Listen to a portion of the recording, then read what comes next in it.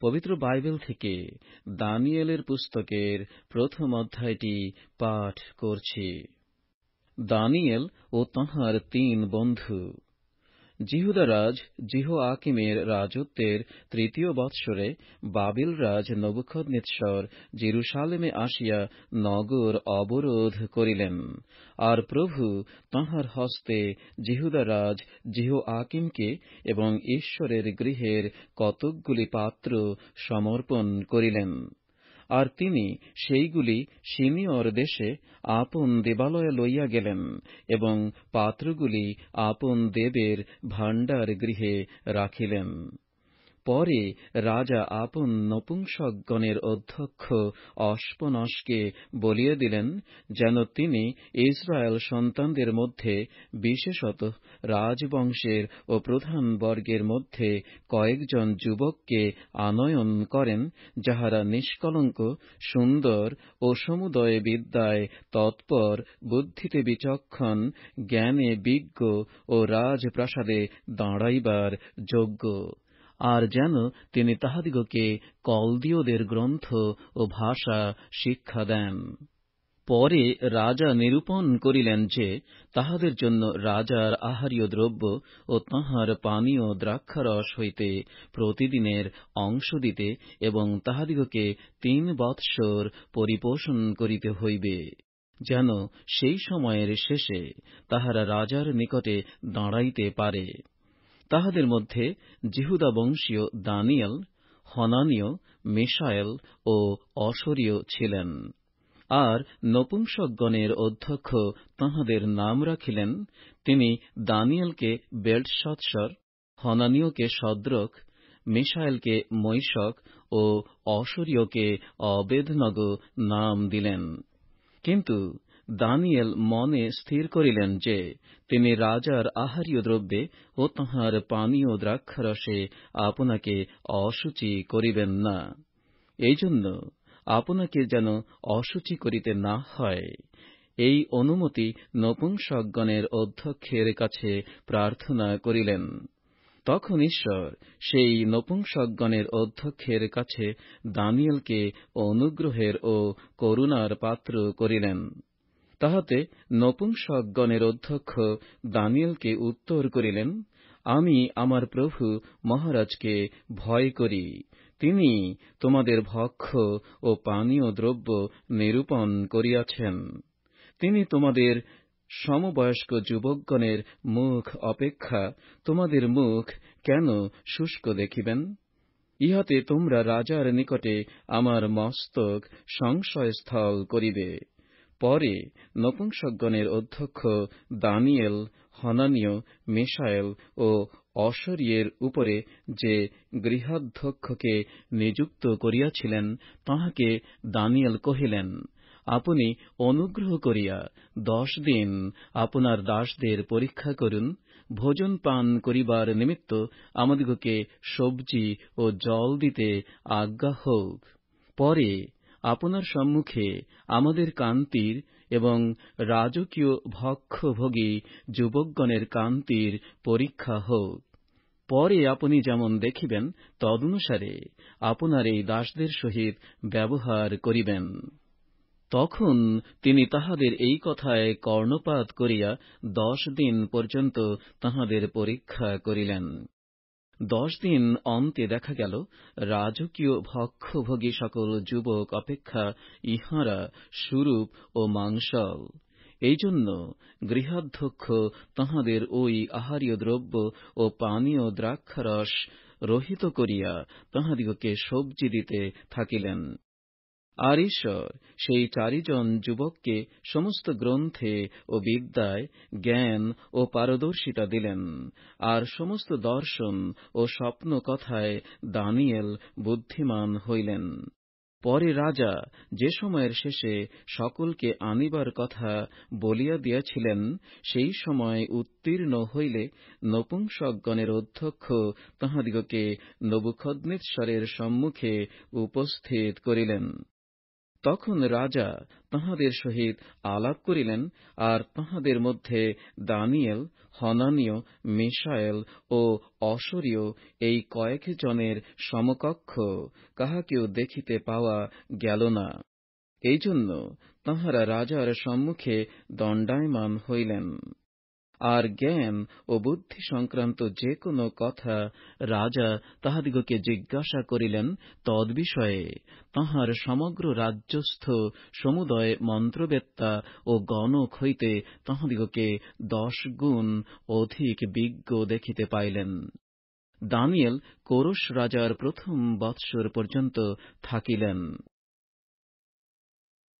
পবিত্র বাইবেল থেকে দানিয়েলের পুস্তকের 2য় অধ্যায়টি পাঠ করছি। নবুখদ্নেচ্ছর রাজার স্বপ্ন ও তাহার তাৎপর্য। নবুখদ্নেচ্ছরের রাজত্বের 2য় বৎসরে নবুখদ্নেচ্ছর স্বপ্ন দেখিলেন, আর তাঁহার আত্মা উদ্বিগ্ন হইল ও তাঁহার নিদ্রা ভঙ্গ হইল। পরে রাজা আদেশ করিলেন যেন তাঁহাকে ওই স্বপ্ন বুঝাইয়া দিবার নিমিত্ত মন্ত্রবেত্তা, গণক, মায়াবী ও কলদীয়দিগকে আহ্বান করা হয়। তাহারা আসিয়া রাজার সম্মুখে দাঁড়াইল। তখন রাজা তাহাদিগকে কহিলেন, আমি একটি স্বপ্ন দেখিয়াছি।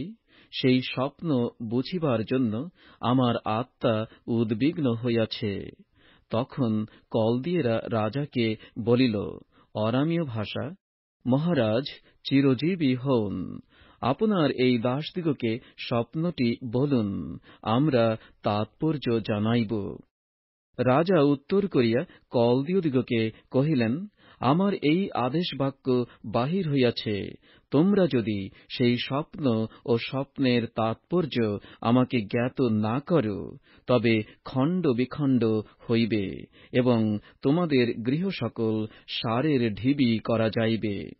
কিন্তু যদি সেই স্বপ্ন ও স্বপ্নের তাৎপর্য জ্ঞাত করো, তবে আমার কাছে দান, পারিতোষিক ও মহা সমাদর পাইবে। অতএব সেই স্বপ্ন ও স্বপ্নের তাৎপর্য আমাকে জানাও। তাহারা পুনর্বার উত্তর করিয়া বলিল, মহারাজ, আপনার দাসদিগকে স্বপ্নটি বলুন, আমরা তাৎপর্য জানাইব। রাজা উত্তর করিয়া কহিলেন, আমি নিশ্চয় জানিলাম, আমার আদেশ বাক্য বাহির হইয়াছে দেখিয়া তোমরা কাল বিলম্ব করিতে চাহিতেছ। কিন্তু যদি তোমরা সেই স্বপ্ন আমাকে জ্ঞাত না করো, তবে তোমাদের জন্য একমাত্র ব্যবস্থা রহিল। কেননা তোমরা আমার সাক্ষাতে মিথ্যা কথা ও বঞ্চনা বাক্য বলিবার মন্ত্রণা করিতেছ, যে পর্যন্ত না সময়ের পরিবর্তন হয়। অতএব তোমরা আমাকে স্বপ্নটি বলো, তাহাতে জানিব স্বপ্নের তাৎপর্য আমাকে জানাইতে পারো। কলদীয়েরা রাজার সম্মুখে উত্তর করিয়া বলিল, মহারাজের স্বপ্ন কথা জানাইতে পারে পৃথিবীতে এমন মনুষ্য কেহ নাই। বাস্তবিক মহান কি পরাক্রান্ত কোন রাজা কখনো কোন মন্ত্রবেত্তাকে, কি গণককে, কি কলদীয়কে এমন কথা জিজ্ঞাসা করেন নাই। মহারাজ যে কথা জিজ্ঞাসা করিতেছেন তাহা দুরূহ। বস্তুত যাহারা মাংস দেহে বাস করেন না, সেই দেবগণ ব্যতিরেকে আর কেহ নাই যে মহারাজের সম্মুখে ইহা জানাইতে পারে। ইহা শুনিয়া রাজা অত্যন্ত ক্রুদ্ধ ও কোপান্বিত হইয়া বাবিলের সমস্ত বিদ্বান লোককে বধ করিতে আজ্ঞা দিলেন। তখন এই আজ্ঞা প্রচারিত হইল যে বিদ্বান লোকদিগকে বধ করিতে হইবে, আর লোকেরা দানিয়েলকে ও তাঁহার সহচরদিগকে বধ করণার্থে তাহাদের অন্বেষণ করিল। তখন যে রাজসেনাপতি অরিয়ক বাবিলীয় বিদ্বান লোকদিগকে বধ করিবার নিমিত্ত বাহির হইয়াছিলেন, তাঁহার কাছে দানিয়েল বিবেচনা ও জ্ঞান সহকারে কথা কহিলেন। তিনি রাজসেনাপতি অরিয়ককে জিজ্ঞাসা করিলেন, রাজার আদেশ এত প্রচণ্ড কেন? তাহাতে ওরিয়ক দানিয়েলকে বৃত্তান্ত জ্ঞাত করিলেন। তখন দানিয়েল রাজার নিকটে গিয়া এই প্রার্থনা করিলেন, আমার জন্য সময় নিরূপণ করিতে আজ্ঞা হোক, যেন আমি মহারাজকে স্বপ্নটির তাৎপর্য জ্ঞাত করিতে পারি। পরে দানিয়েল গৃহে গিয়া আপনার সহচর হনানীয়, মিশায়েল ও অসরীয়কে সেই কথা জ্ঞাত করিলেন, যেন তাঁহারা ওই নিগূঢ় বিষয় সম্বন্ধে স্বর্গের ঈশ্বরের কাছে করুণা প্রার্থনা করেন। দানিয়েল ও তাঁহার সহচরগণ যেন বাবিলের অন্য বিদ্বান লোকদের সঙ্গে বিনষ্ট না হন। তখন রাত্রিকালীন দর্শনে দানিয়েলের কাছে ওই নিগূঢ় বিষয় প্রকাশিত হইল। তখন দানিয়েল স্বর্গের ঈশ্বরকে ধন্যবাদ করিলেন। দানিয়েল কহিলেন, ঈশ্বরের নাম যুগে যুগে চিরকাল ধন্য হোক, কেননা জ্ঞান ও পরাক্রম তাঁহারই।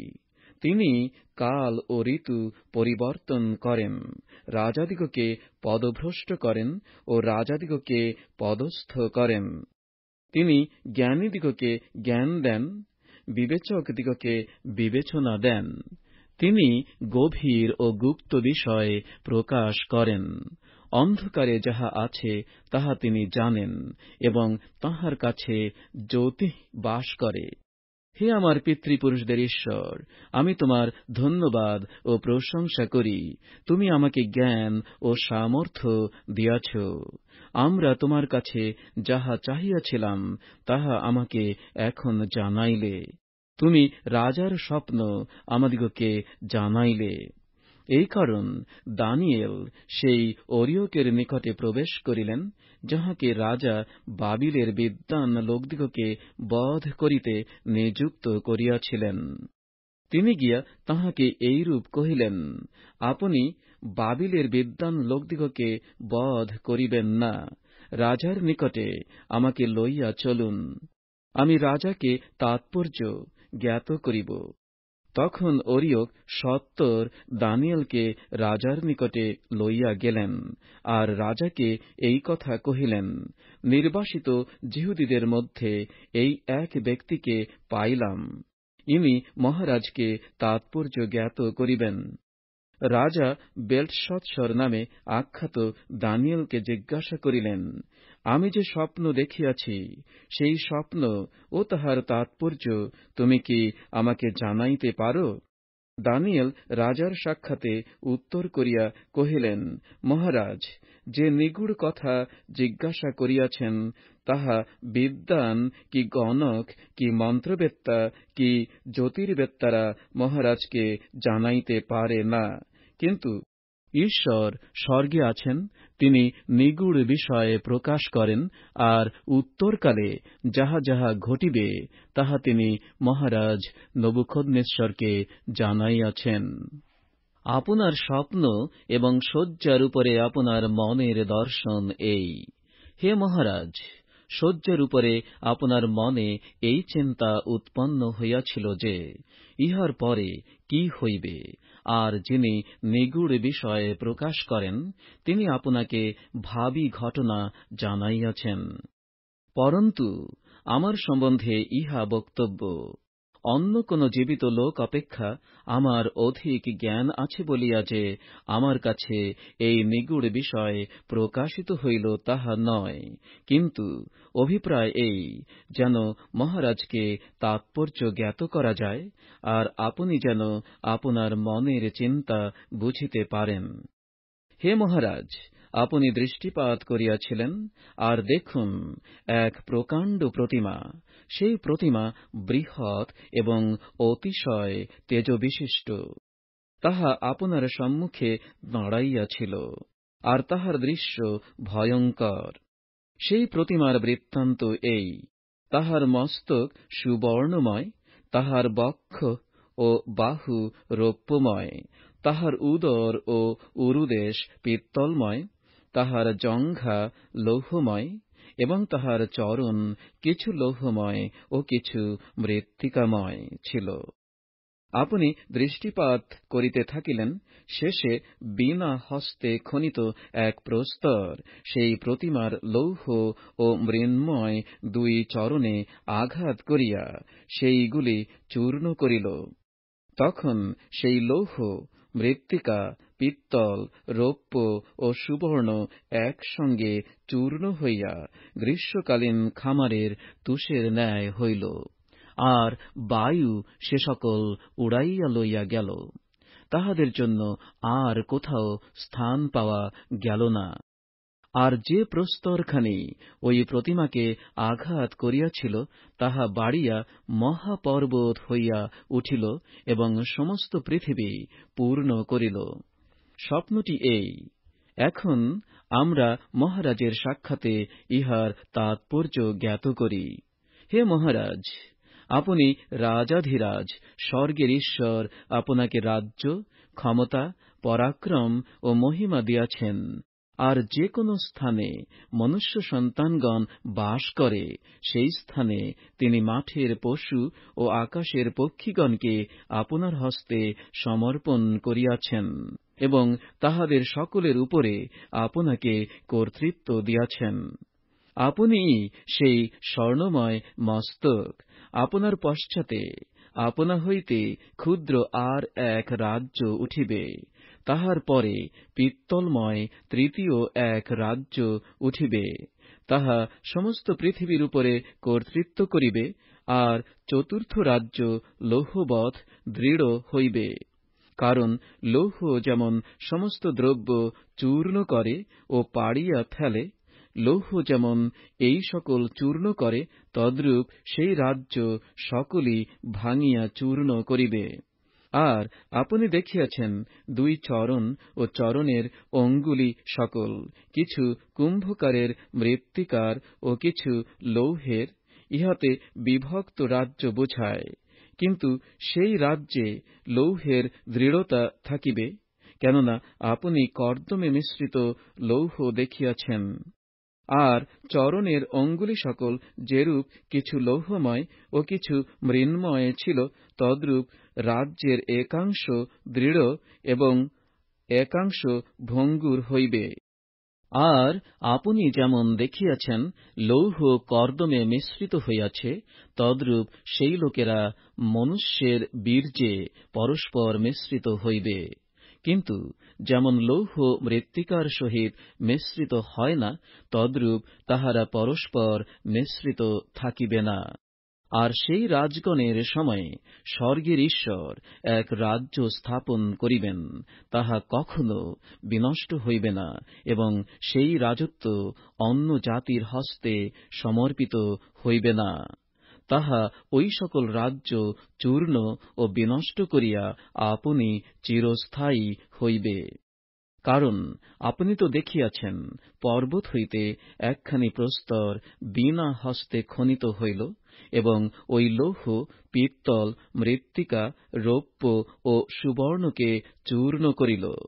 মহান ঈশ্বর মহারাজকে ভাবী ঘটনা জানাইয়াছেন। স্বপ্নটি নিশ্চিত ও তাহার তাৎপর্য সত্য। তখন রাজা নবুখদ্নেচ্ছর উপুড় হইয়া দানিয়েলকে প্রণাম করিলেন এবং তাঁহার উদ্দেশ্যে নৈবেদ্য ও সুগন্ধি দ্রব্য উৎসর্গ করিতে আজ্ঞা দিলেন। রাজা দানিয়েলকে কহিলেন, সত্যই তোমাদের ঈশ্বর দেবগণের ঈশ্বর, রাজাদের প্রভু ও নিগূঢ় তত্ত্ব প্রকাশক। কেননা তুমি এই নিগূঢ় তত্ত্বের বিষয় প্রকাশ করিতে সমর্থ হইয়াছ। তখন রাজা দানিয়েলকে মহান করিলেন, তাহাকে অনেক বহুমূল্য উপহার দিলেন এবং তাহাকে বাবিলের সমস্ত প্রদেশের কর্তা ও বাবিলস্থ সমুদয় বিদ্বান লোকের প্রধান অধিপতি করিয়া নিযুক্ত করিলেন। পরে দানিয়েল রাজার নিকটে নিবেদন করিলে, রাজা শদ্রক, মৈশক ও অবেদনগোকে বাবিল প্রদেশের রাজকার্যে নিযুক্ত করিলেন, কিন্তু দানিয়েল রাজদ্বারে থাকিতেন। পবিত্র বাইবেল থেকে দানিয়েলের পুস্তকের 3য় অধ্যায়টি পাঠ করছি। অগ্নিকুণ্ড পর্যন্ত স্থৈর্য। রাজা নবুখদ্নেচ্ছর এক স্বর্ণময় প্রতিমা নির্মাণ করিলেন, তাহা ৬০ হস্ত উচ্চ ও ৬ হস্ত স্থূল। তাহা তিনি বাবিল প্রদেশের দুরা সমস্থলিতে স্থাপন করিলেন।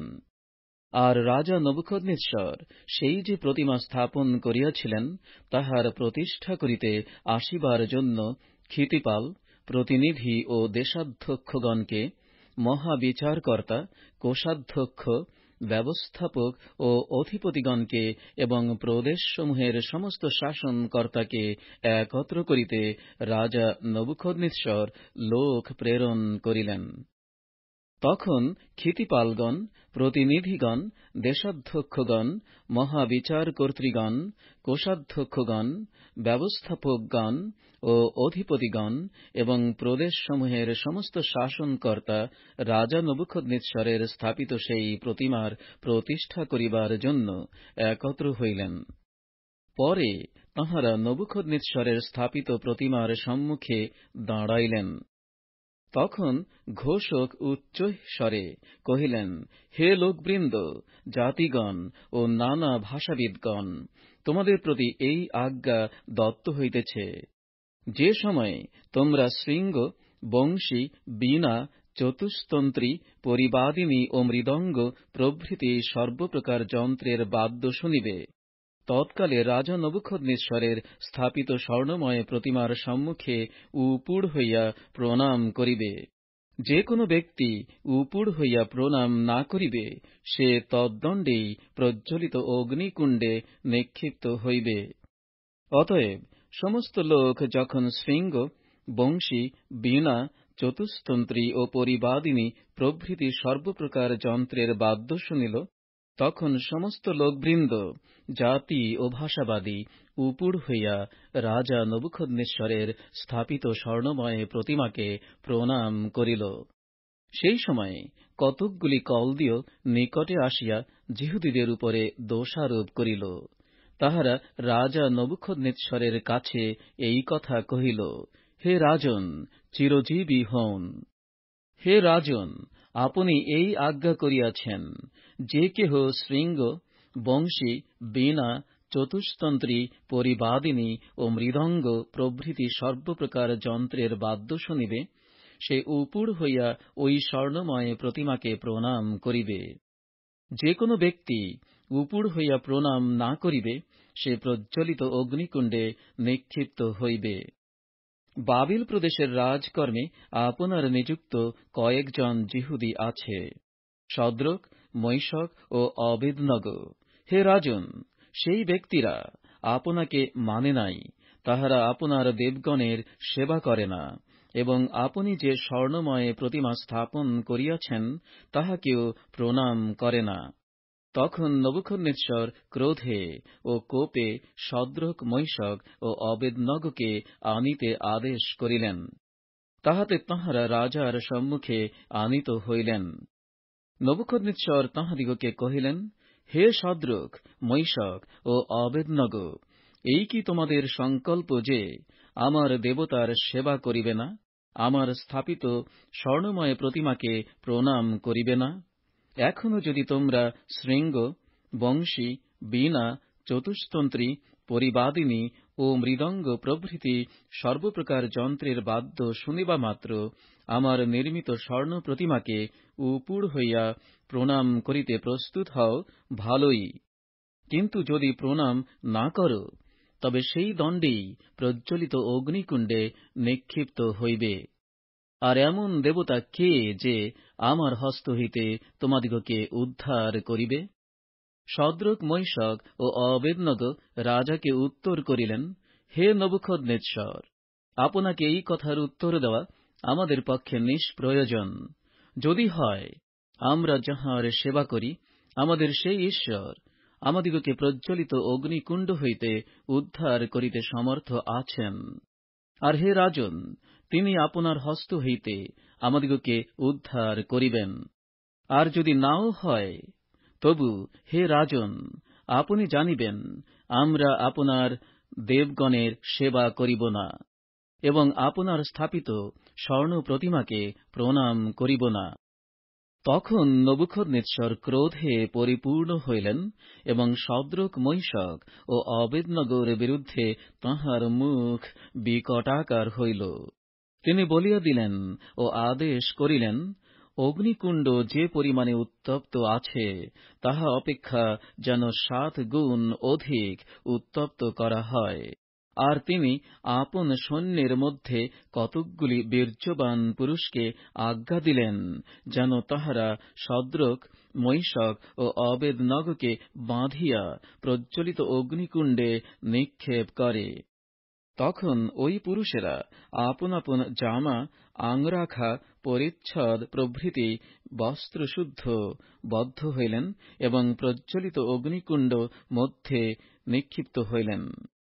আর রাজার আজ্ঞা প্রচণ্ড ও অগ্নিকুণ্ড অতি উত্তপ্ত ছিল। তৎপ্রযুক্ত যে পুরুষেরা শদ্রক, মৈশক ও অবেদনগোকে নিক্ষেপ করিল, তাহারাই অগ্নিশিখায় হত হইল। আর শদ্রক, মৈশক ও অবেদনগো এই 3 ব্যক্তি বদ্ধ হইয়া প্রজ্বলিত অগ্নিকুণ্ডের মধ্যে পতিত হইলেন। তখন রাজা নবুখদ্নেচ্ছর চমৎকৃত হইলেন ও সত্বর উঠিলেন। তিনি আপন মন্ত্রীদিগকে কহিলেন, আমরা কি 3 জন পুরুষকে বাঁধিয়া অগ্নিমধ্যে নিক্ষেপ করি নাই? তাহারা উত্তর করিয়া রাজাকে কহিলেন, হাঁ মহারাজ। তখন রাজা কহিলেন, দেখো, আমি 4 ব্যক্তিকে দেখিতেছি, উহারা মুক্ত হইয়া অগ্নির মধ্যে গমনাগমন করিতেছে, উহাদের কোন হানি হয় নাই। আর 4র্থ ব্যক্তির মূর্তি দেবপুত্রের সদৃশ।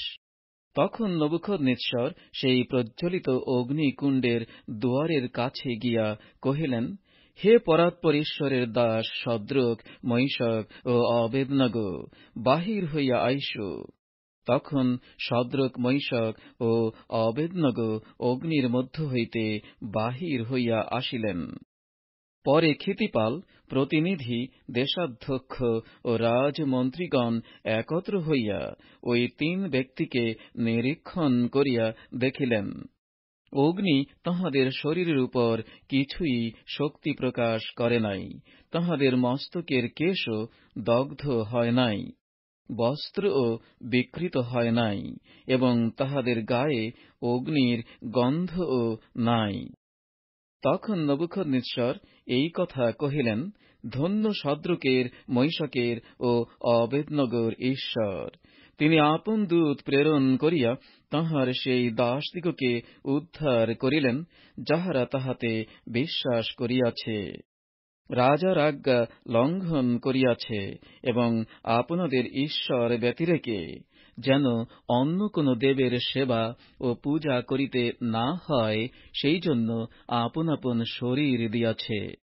অতএব আমি এই নিয়ম স্থাপন করিতেছি, সকল দেশের লোক, জাতি ও ভাষাবাদীগণের মধ্যে যে কেহ শদ্রকের, মৈশকের ও অবেদনগোর ঈশ্বরের বিরুদ্ধে কোন ভ্রান্তির কথা বলিবে, সে খণ্ড বিখণ্ড হইবে এবং তাহার গৃহ সারের ঢিবি করা যাইবে। কেননা এ প্রকার উদ্ধার করিতে সমর্থ আর কোন দেবতা নাই। তখন রাজা বাবিল প্রদেশে শদ্রক, মৈশক ও অবেদনগোকে উচ্চপদস্থ করিলেন। পবিত্র বাইবেল থেকে দানিয়েলের পুস্তকের 4র্থ অধ্যায়টি পাঠ করছি। নবুখদ্নেচ্ছরের দ্বিতীয় স্বপ্ন, তাহার তাৎপর্য ও ফল। সমস্ত পৃথিবী নিবাসী সকল লোক, জাতি ও ভাষাবাদীর প্রতি নবুখদ্নেচ্ছর রাজার বিজ্ঞাপন। তোমাদের মহতী শান্তি হোক। পরাৎপর ঈশ্বর আমার পক্ষে যে সকল চিহ্ন কার্য ও আশ্চর্য কার্য সাধন করিয়াছেন, তাহা আমি প্রচার করা বিহিত বুঝিলাম। আহা, তাঁহার চিহ্ন সকল কেমন মহৎ! তাঁহার আশ্চর্য কার্য সকল কেমন পরাক্রমশালী! তাঁহার রাজ্য অনন্তকালীন রাজ্য ও তাঁহার কর্তৃত্ব পুরুষানুক্রমে স্থায়ী।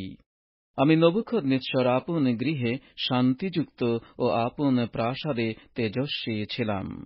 আমি এক স্বপ্ন দেখিলাম, তাহা আমার ত্রাসজনক হইল, এবং শয্যার উপরে নানা চিন্তা ও মনের দর্শন আমাকে বিহ্বল করিল। অতএব সেই স্বপ্নের তাৎপর্য আমাকে জানাইবার জন্য আমি বাবিলের সমস্ত বিদ্বান লোককে আমার নিকটে আনিতে আজ্ঞা করিলাম। পরে মন্ত্রবেত্তা, গণক, কল্দীয় ও জ্যোতির্বেত্তারা আমার কাছে আসিলে আমি তাহাদের কাছে সেই স্বপ্ন বলিলাম, কিন্তু তাহারা আমাকে তাহার তাৎপর্য বলিতে পারিল না। অবশেষে দানিয়েল, যাহার নাম আমার দেবের নামানুসারে বেলশৎসর, যাহার অন্তরে পবিত্র দেবগণের আত্মা আছেন, তিনি আমার সম্মুখে আসিলেন, আর আমি তাহার কাছে সেই স্বপ্ন বলিলাম যথা: হে মন্ত্রবেত্তাগণের অধ্যক্ষ বেলশৎসর, আমি জানি পবিত্র দেবগণের আত্মা তোমার অন্তরে আছেন, এবং কোন নিগূঢ় বাক্য তোমার পক্ষে কষ্টকর নহে। আমি স্বপ্নে যে যে দর্শন পাইয়াছি, তাহা ও তাহার তাৎপর্য আমাকে জ্ঞাত কর। শয্যার উপরে আমার মনের দর্শন এই: আমি দৃষ্টিপাত করিলাম, আর দেখো, পৃথিবীর মধ্যস্থলে এক বৃক্ষ রহিয়াছে, তাহা উচ্চে বৃহৎ। সেই বৃক্ষ বৃদ্ধি পাইয়া বলবান ও উচ্চতায় গগনস্পর্শী হইল, সমস্ত পৃথিবীর প্রান্ত পর্যন্ত দৃশ্যমান হইল। তাহার সুন্দর সুন্দর পত্র ও বিস্তর ফল ছিল, তাহার মধ্যে সকলের জন্য খাদ্য ছিল। তাহার তলে মাঠের পশুগণ ছায়াপ্রাপ্ত হইত, তাহার শাখায় আকাশের পক্ষীগণ বাস করিত, এবং সমস্ত প্রাণী তাহা হইতে খাদ্য পাইত। পরে আমি আমার শয্যার উপরে মনের দর্শনে দৃষ্টিপাত করিলাম, আর দেখো, একজন প্রহরী, এক পবিত্র ব্যক্তি স্বর্গ হইতে নামিয়া আসিলেন। তিনি উচ্চ স্বরে এই কথা কহিলেন: বৃক্ষটি ছেদন কর, উহার শাখা কাটিয়া ফেল, উহার পত্র ঝাড়িয়া ফেল, এবং উহার ফল ছড়াইয়া দাও। উহার তল হইতে পশুগণ ও উহার শাখা হইতে পক্ষীগণ চলিয়া যাউক। কিন্তু ভূমিতে উহার মূলের কাণ্ডকে লৌহ ও পিত্তলের শৃঙ্খলে বদ্ধ করিয়া ক্ষেত্রের কোমল তৃণমধ্যে রাখো, আর সে আকাশের শিশিরে ভিজুক, এবং পশুদের সহিত পৃথিবীর তৃণে তাহার অংশ হউক। তাহার হৃদয় মানুষের না থাকিয়া পরিবর্তিত হউক, ও তাহাকে পশুর হৃদয় দত্ত হউক, এবং তাহার উপরে 7 কাল ঘুরুক। এই বার্তা প্রহরীবর্গের আদেশে ও এই বিষয়টি পবিত্রগণের কথায় দত্ত হইল। অভিপ্রায় এই, যেন জীবিত লোকেরা জানিতে পারে যে মনুষ্যদের রাজ্যে পরাৎপর কর্তৃত্ব করেন, যাহাকে তাহা দিতে ইচ্ছা করেন তাহাকে তাহা দেন, ও মনুষ্যদের মধ্যে অতি নীচ ব্যক্তিকে তাহার উপরে নিযুক্ত করেন। আমি রাজা নবুখদ্নেচ্ছর এই স্বপ্ন দেখিয়াছি। এখন হে বেলশৎসর, তুমি তাৎপর্য বলো, কেননা আমার রাজ্যস্থ কোন বিদ্বান আমাকে তাৎপর্য বলিতে পারে না, কিন্তু তুমি বলিতে পারো, কেননা তোমার অন্তরে পবিত্র দেবগণের আত্মা আছেন। তখন দানিয়েল, যাহার নাম বেলশৎসর, কিয়ৎকাল স্তম্ভিত হইয়া রহিলেন, ভাবনাতে বিহ্বল হইলেন। রাজা কহিলেন: হে বেলশৎসর, সেই স্বপ্ন ও তাহার তাৎপর্য তোমাকে বিহ্বল না করুক। বেলশৎসর উত্তর করিলেন: হে আমার প্রভু, এই স্বপ্ন আপনার শত্রুগণের প্রতি ঘটুক, ও ইহার তাৎপর্য আপনার বিপক্ষ লোকদের প্রতি ঘটুক। আপনি যে বৃক্ষটি দেখিয়াছেন, যাহা বৃদ্ধি পাইল, বলবান হইয়া উঠিল, যাহার উচ্চতা আকাশ পর্যন্ত পৌঁছিল, ও যাহা সমস্ত পৃথিবীতে দৃশ্যমান হইল, যাহার পত্র সুন্দর ও ফল বেস্তর ছিল, যাহাতে সকলের জন্য খাদ্য ছিল, যাহার তলে মাঠের পশুগণ বাস করিত, এবং যাহার শাখাতে আকাশের পক্ষীগণ বসতি করিত। হে রাজন, সেই বৃক্ষ আপনি আপনি বৃদ্ধি পাইয়াছেন, বলবান হইয়া উঠিয়াছেন। আপনার মহিমা বৃদ্ধি পাইয়াছে, আকাশ পর্যন্ত পৌঁছিয়াছে, এবং আপনার কর্তৃত্ব পৃথিবীর প্রান্ত পর্যন্ত ব্যাপিয়াছে। আর মহারাজ দেখিয়াছেন একজন প্রহরী, এক পবিত্র ব্যক্তি স্বর্গ হইতে নামিয়া আসিতেছেন, আর বলিতেছেন, বৃক্ষটি ছেদন কর ও বিনষ্ট কর, কিন্তু ভূমিতে উহার মূলের কাণ্ডকে লৌহ ও পিত্তলের শৃঙ্খলে বদ্ধ করিয়া ক্ষেত্রের কোমল তৃণমধ্যে রাখো। সে আকাশের শিশিরে ভিজুক, মাঠের পশুদের সহিত তাহার অংশ হোক, যে পর্যন্ত না তাহার উপরে 7 কাল ঘুরে। হে রাজন, ইহার তাৎপর্য এই। আর আমার প্রভু মহারাজের উপরে যাহা আসিয়াছে, তাহা পরাৎপরেরই নিরূপণ। আপনি মানব সমাজ হইতে দূরীকৃত হইবেন, মাঠের পশুদের সহিত আপনার বসতি হইবে, বলদের ন্যায় আপনাকে তৃণ ভোজন করিতে দেওয়া যাইবে। আপনি আকাশের শিশিরে ভিজিবেন, এবং আপনার উপরে 7 কাল ঘুরিবে, যে পর্যন্ত না আপনি জানিবেন যে মনুষ্যদের রাজ্যে পরাৎপর কর্তৃত্ব করেন, ও যাহাকে তাহা দিতে ইচ্ছা করেন তাহাকে তাহা দেন। আর বৃক্ষমূলের কাণ্ড রাখিবার আজ্ঞা প্রদত্ত হইয়াছিল। সুতরাং আপনি যখন জানিতে পাইবেন যে স্বর্গই কর্তৃত্ব করে, তখন আপনার হস্তে আপনার রাজত্ব স্থির হইবে। অতএব হে রাজন, আপনি আমার পরামর্শ গ্রাহ্য করুন। আপনি ধার্মিকতা দ্বারা আপন পাপ সকল ও দুঃখীদের প্রতি কৃপা প্রদর্শন দ্বারা আপন অপরাধ সকল মুছিয়া ফেলুন, হয়তো আপনার শান্তিকাল বৃদ্ধি পাইবে। সে সমস্তই রাজা নবুখদ্নেচ্ছরে ফলিল। 12 মাসের শেষে তিনি বাবিলের রাজপ্রাসাদের উপরে বেড়াইতেছিলেন। রাজা এই কথা কহিলেন, এ কি সেই মহতী বাবিল নয়, যাহা আমি আপন বলের প্রভাবে ও আপন প্রতাপের মহিমার্থে রাজধানী করিবার জন্য নির্মাণ করিয়াছি? রাজার মুখ হইতে এই বাক্য নির্গত হইতে না হইতে এই আকাশবাণী হইল, হে রাজন নবুখদ্নেচ্ছর, তোমাকে বলা হইতেছে, তোমার রাজত্ব তোমা হইতে গেল, আর তুমি মানব সমাজ হইতে দূরীকৃত হইবে, মাঠের পশুদের সহিত তোমার বসতি হইবে, বলদের ন্যায় তোমাকে তৃণ ভোজন করানো যাইবে, ও তোমার উপরে 7 কাল ঘুরিবে, যে পর্যন্ত না তুমি জানিবে যে মনুষ্যদের রাজ্যে পরাৎপর কর্তৃত্ব করেন, ও যাহাকে তাহা দিতে ইচ্ছা করেন তাহাকে তাহা দেন। সেই দণ্ডে নবুখদ্নেচ্ছরের সম্বন্ধে সেই বাক্য সিদ্ধ হইল। তিনি মানব সমাজ হইতে দূরীকৃত হইলেন, বলদের ন্যায় তৃণ ভোজন করিতে লাগিলেন, তাঁহার শরীর আকাশের শিশিরে ভিজিল। ক্রমে তাঁহার কেশ ঈগল পক্ষীর পালকের ন্যায় ও তাহার নখ পক্ষীর নখরের ন্যায় হইয়া উঠিল।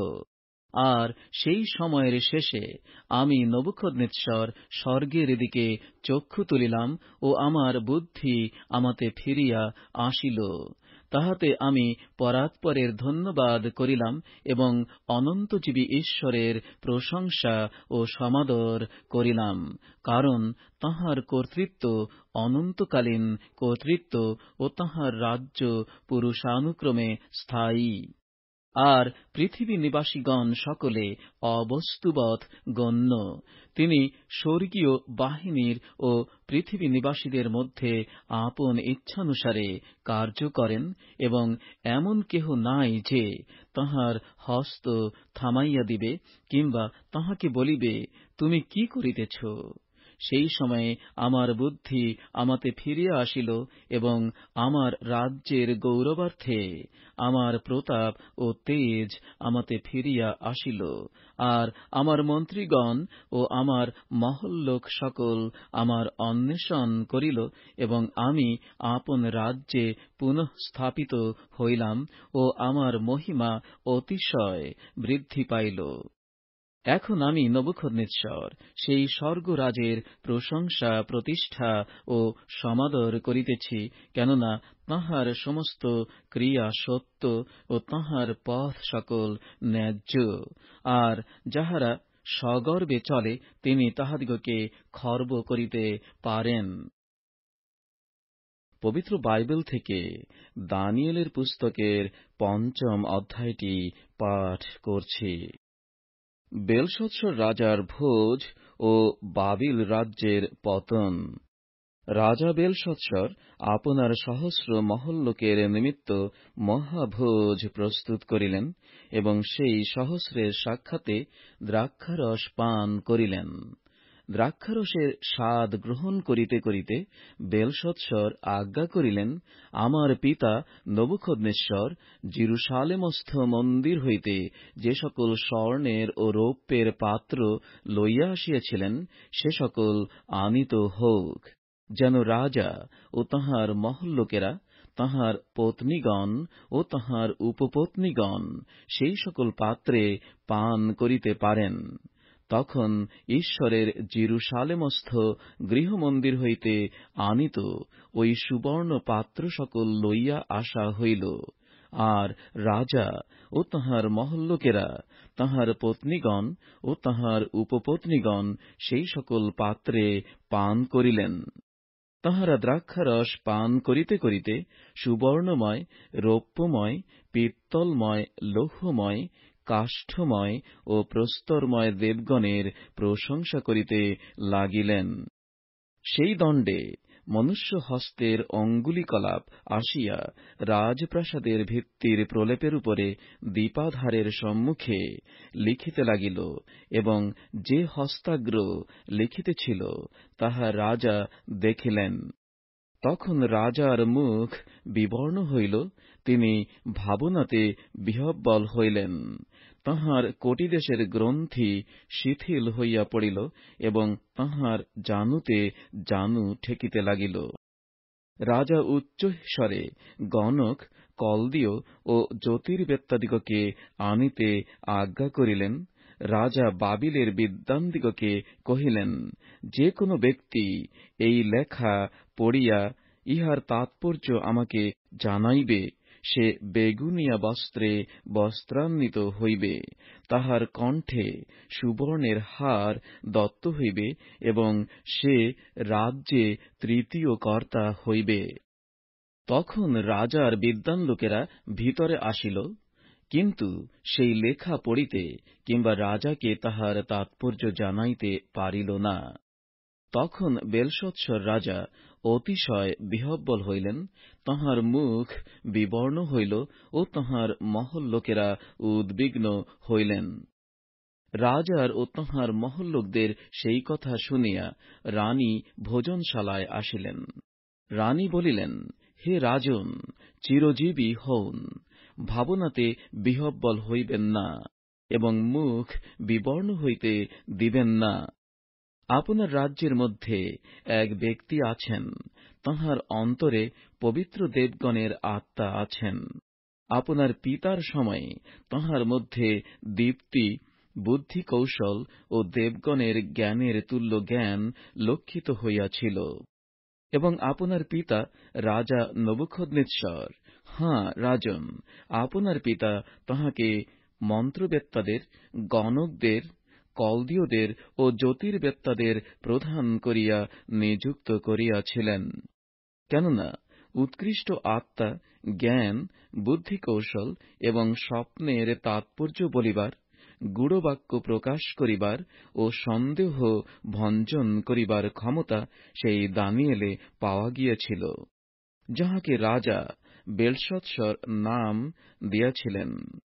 অতএব সেই দানিয়েলকে আহ্বান করা হোক, তিনি তাৎপর্য জানাইবেন। তখন দানিয়েল রাজার নিকটে আনিত হইলেন। রাজা দানিয়েলকে কহিলেন, তুমি কি দানিয়েল সেই নির্বাসিত যিহুদি লোকদের একজন, যাহাদিগকে আমার পিতা মহারাজ যিহুদা দেশ হইতে আনিয়াছিলেন?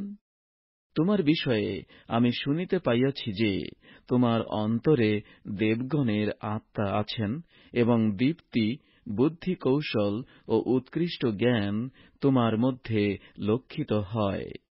আর সম্প্রতি এই লেখা পাঠ করিবার ও ইহার তাৎপর্য আমাকে জানাইবার জন্য বিদ্বান ও গণকেরা আমার কাছে আনিত হইয়াছিল, কিন্তু তাহারা লেখার তাৎপর্য আমাকে জানাইতে পারে নাই। কিন্তু তোমার বিষয়ে শুনিয়াছি যে তুমি তাৎপর্য প্রকাশ করিতে ও সন্দেহ ভঞ্জন করিতে পারো। এখন যদি তুমি এই লেখা পাঠ করিতে ও ইহার তাৎপর্য আমাকে জানাইতে পারো, তবে বেগুনিয়া বস্ত্রে বস্ত্রান্বিত হইবে, তোমার কণ্ঠে সুবর্ণের হার দত্ত হইবে, এবং তুমি রাজ্যে তৃতীয় কর্তা হইবে।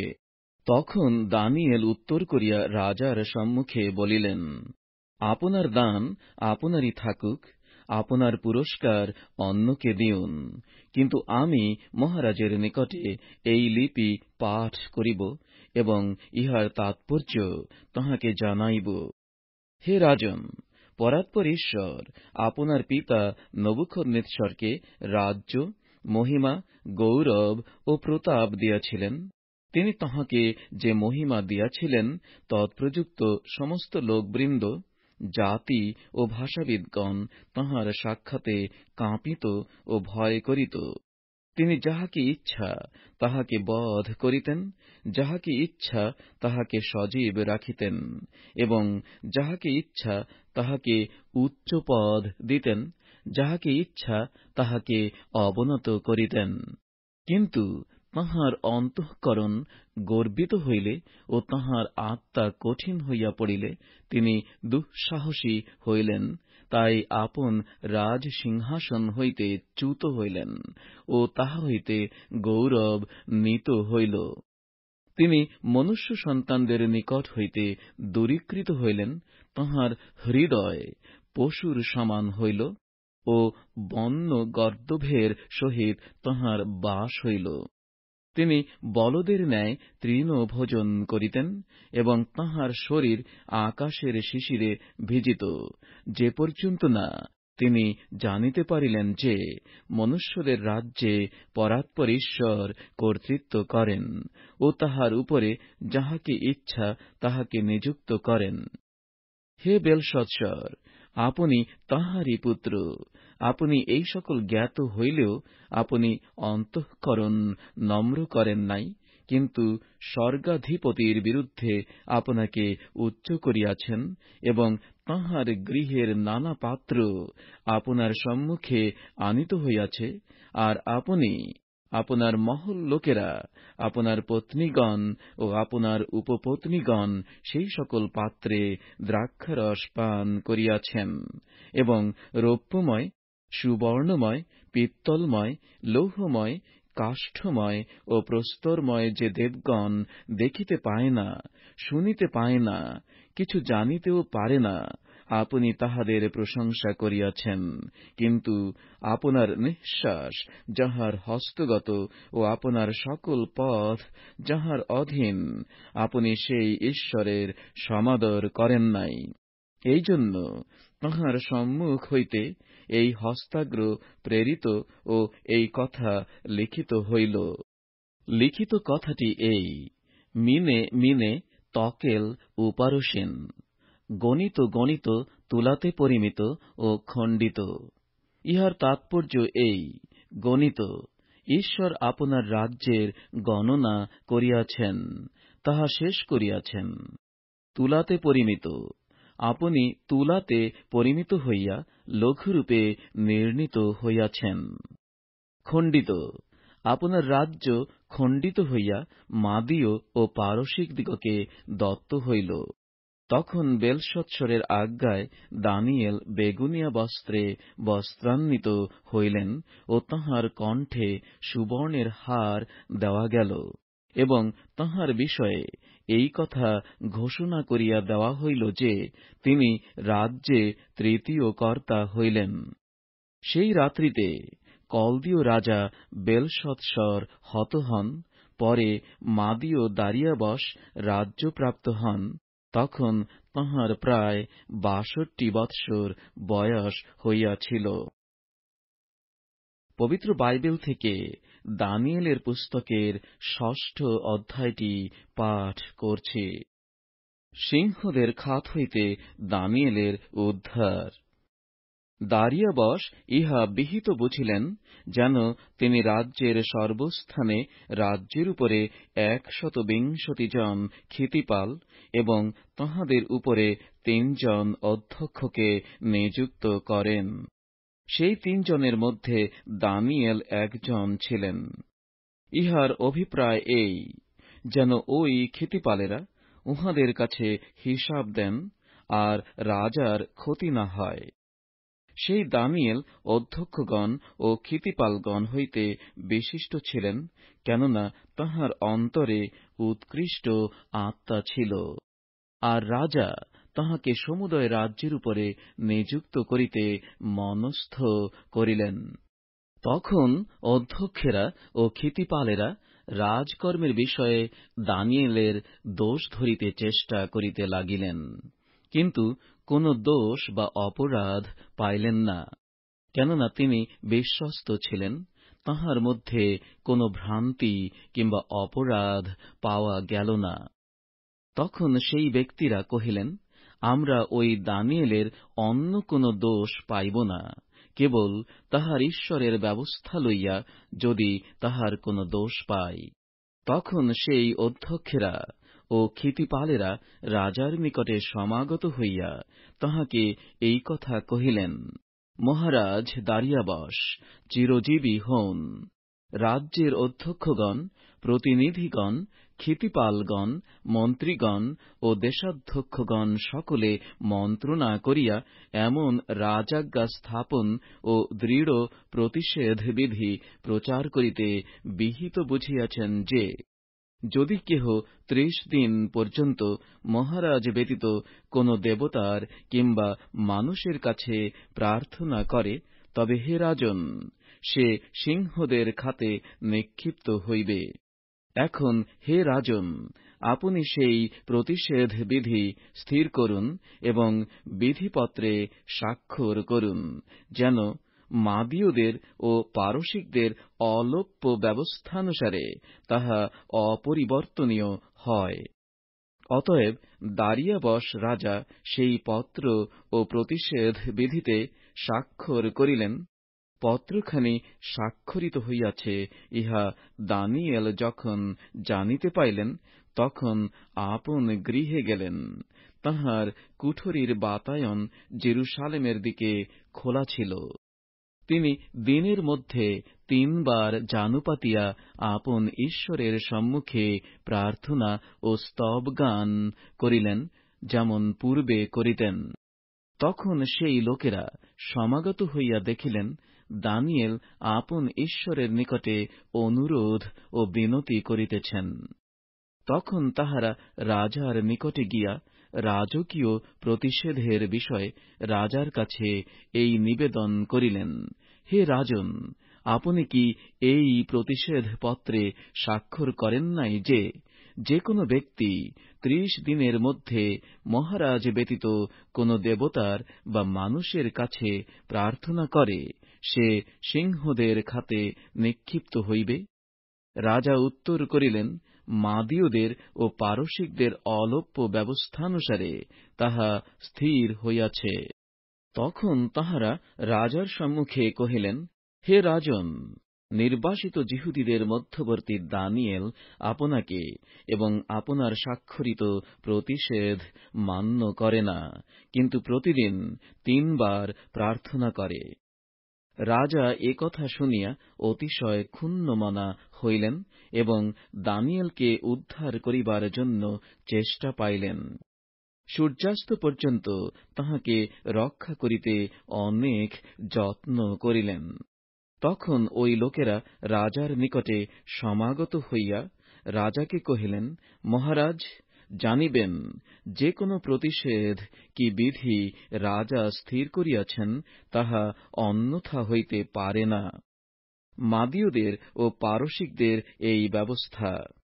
তখন রাজা আজ্ঞা দিলেন, তাই তাঁহারা দানিয়েলকে আনিয়া সিংহদের খাতে নিক্ষেপ করিলেন। রাজা দানিয়েলকে কহিলেন, তুমি অবিরত যাহার সেবা করিয়া থাকো, তোমার সেই ঈশ্বর তোমাকে রক্ষা করিবেন। পরে একখানা প্রস্তর আনা গেল ও খাতের মুখে স্থাপিত হইল, এবং দানিয়েলের বিষয়ে যেন কিছু পরিবর্তন না হয়, এই জন্য রাজা আপনার মুদ্রায় ও আপন মহল্লোকদের মুদ্রায় তাহা অঙ্কিত করিলেন।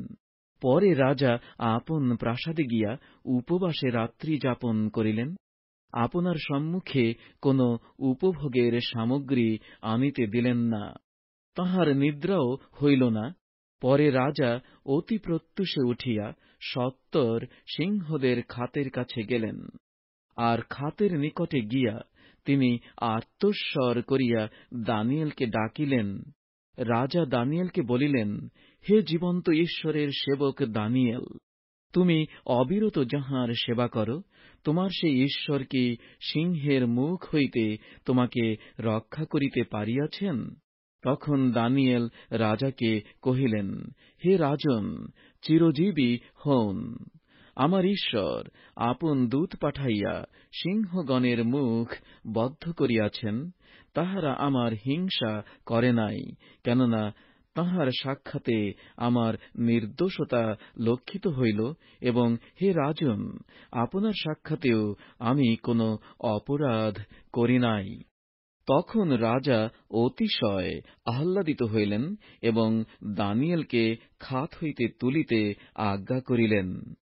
তাহাতে দানিয়েলকে খাত হইতে তুলিয়া লওয়া হইল, আর তাঁহার শরীরে কোন প্রকার আঘাত দৃষ্ট হইল না, কারণ তিনি আপন ঈশ্বরে বিশ্বাস করিয়াছিলেন। পরে রাজা আজ্ঞা করিলেন, তাহাতে যাহারা দানিয়েলের উপরে দোষারোপ করিয়াছিল, তাহাদিগকে আনিয়া তাহাদের বালক বালিকা ও স্ত্রীশুদ্ধ সিংহদের খাতে ফেলিয়া দেওয়া হইল। আর তাহারা খাতের তল স্পর্শ করিতে না করিতে সিংহগণ তাহাদিগকে আক্রমণ করিয়া তাহাদের সমস্ত অস্থি চূর্ণ করিল। তখন দারিয়াবশ রাজা সমস্ত পৃথিবীর নিবাসী লোকবৃন্দ, জাতি ও ভাষাবাদীকে এই পত্র লিখিলেন, তোমাদের মহতী শান্তি হোক। আমি এই আজ্ঞা করিতেছি, আমার রাজ্যের অধীন সর্বস্থানে লোকেরা দানিয়েলের ঈশ্বরের সাক্ষাতে কম্পমান হোক ও ভয় করুক, কেননা তিনি জীবন্ত ঈশ্বর ও অনন্তকাল স্থায়ী, এবং তাঁহার রাজ্য অবিনাশ্য ও তাঁহার কর্তৃত্ব শেষ পর্যন্ত থাকিবে। তিনি রক্ষা করেন ও উদ্ধার করেন, এবং তিনি স্বর্গে ও পৃথিবীতে চিহ্ন কার্য ও আশ্চর্য কার্য সাধন করেন। তিনি দানিয়েলকে সিংহদের হস্ত হইতে রক্ষা করিয়াছেন, আর এই দানিয়েল দারিয়াবশের ও পারসিক কোরসের রাজত্বকালে ভাগ্যবান থাকিলেন।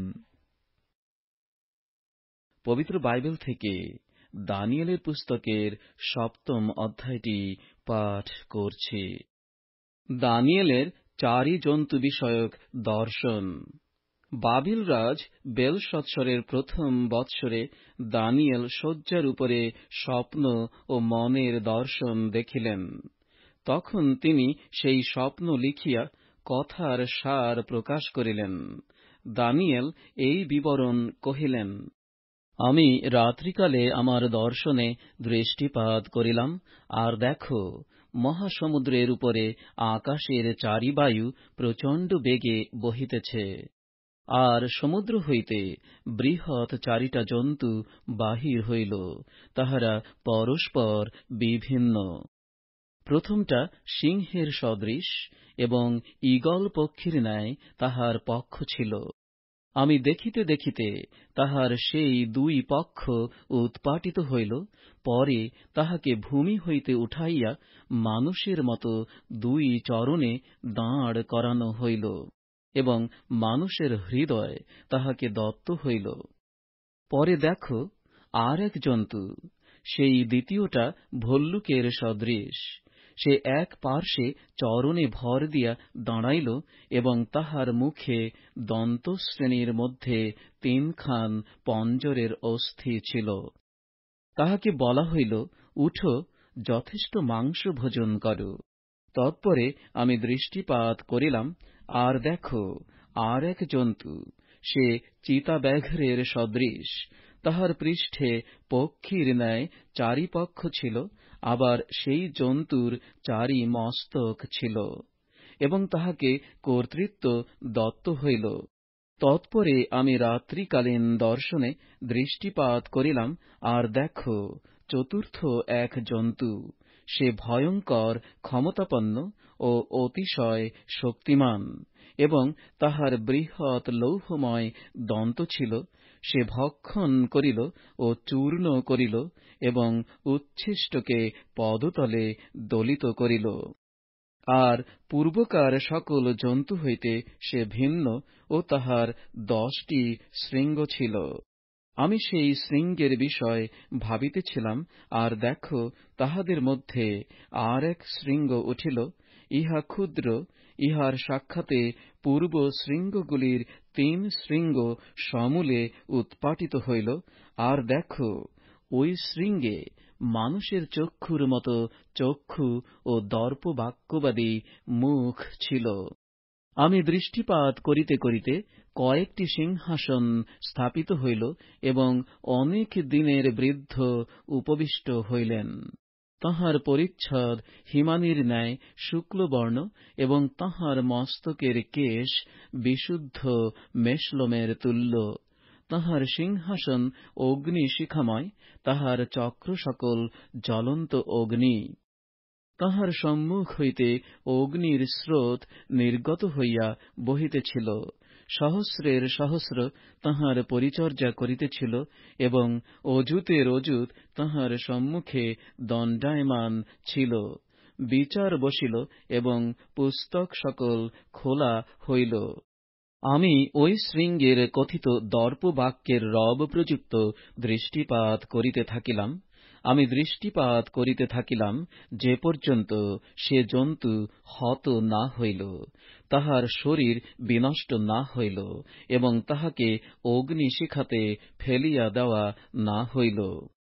আর অন্য সকল জন্তুর গতি এই, তাহাদের হইতে কর্তৃত্ব নিত হইল, তথাপি কিয়ৎকাল ও সময় পর্যন্ত তাহাদিগকে আয়ুর বৃদ্ধি দত্ত হইয়াছিল। আমি রাত্রিকালীন দর্শনে দৃষ্টিপাত করিলাম, আর দেখো, আকাশের মেঘ সহকারে মনুষ্যপুত্রের ন্যায় এক পুরুষ আসিলেন। তিনি সেই অনেক দিনের বৃদ্ধের নিকটে উপস্থিত হইলেন, তাঁহার সম্মুখে আনীত হইলেন। আর তাঁহাকে কর্তৃত্ব, মহিমা ও রাজত্ব দত্ত হইল। লোকবৃন্দ, জাতি ও ভাষাবাদীকে তাঁহার সেবা করিতে হইবে। তাহার কর্তৃত্ব অনন্তকাল কর্তৃত্ব, তাহা লোপ পাইবে না, এবং তাহার রাজ্য বিনষ্ট হইবে না। আমি দানিয়েল আপন দেহ মধ্যে আত্মায় বিষণ্ণ হইলাম, ও আমার মনের দর্শন আমাকে বিহ্বল করিল। যাহারা নিকটে দাঁড়াইয়াছিলেন, আমি তাহাদের একজনের কাছে গমন করিলাম, এবং এই সকলের তথ্য জিজ্ঞাসা করিলাম। তিনি আমাকে এই কথা বলিয়া বিষয়টির তাৎপর্য বুঝাইয়া দিলেন। ওই 4 বৃহৎ জন্তু 4 রাজা, তাহারা পৃথিবী হইতে উৎপন্ন হইবে, কিন্তু পরাৎপরের পবিত্রগণ রাজত্বপ্রাপ্ত হইবে, এবং চিরকাল, যুগে যুগে চিরকাল রাজত্ব ভোগ করিবে। তখন আমি সেই চতুর্থ জন্তুর তথ্য জানিতে চাহিলাম, যে অন্য সকল হইতে ভিন্ন ও অতি ভয়ানক। যাহার দন্ত লৌহময় ও নখ পিত্তলময়, যে ভক্ষণ করিয়াছিল, চূর্ণ করিয়াছিল ও উচ্ছিষ্টকে পদতলে দলিত করিয়াছিল।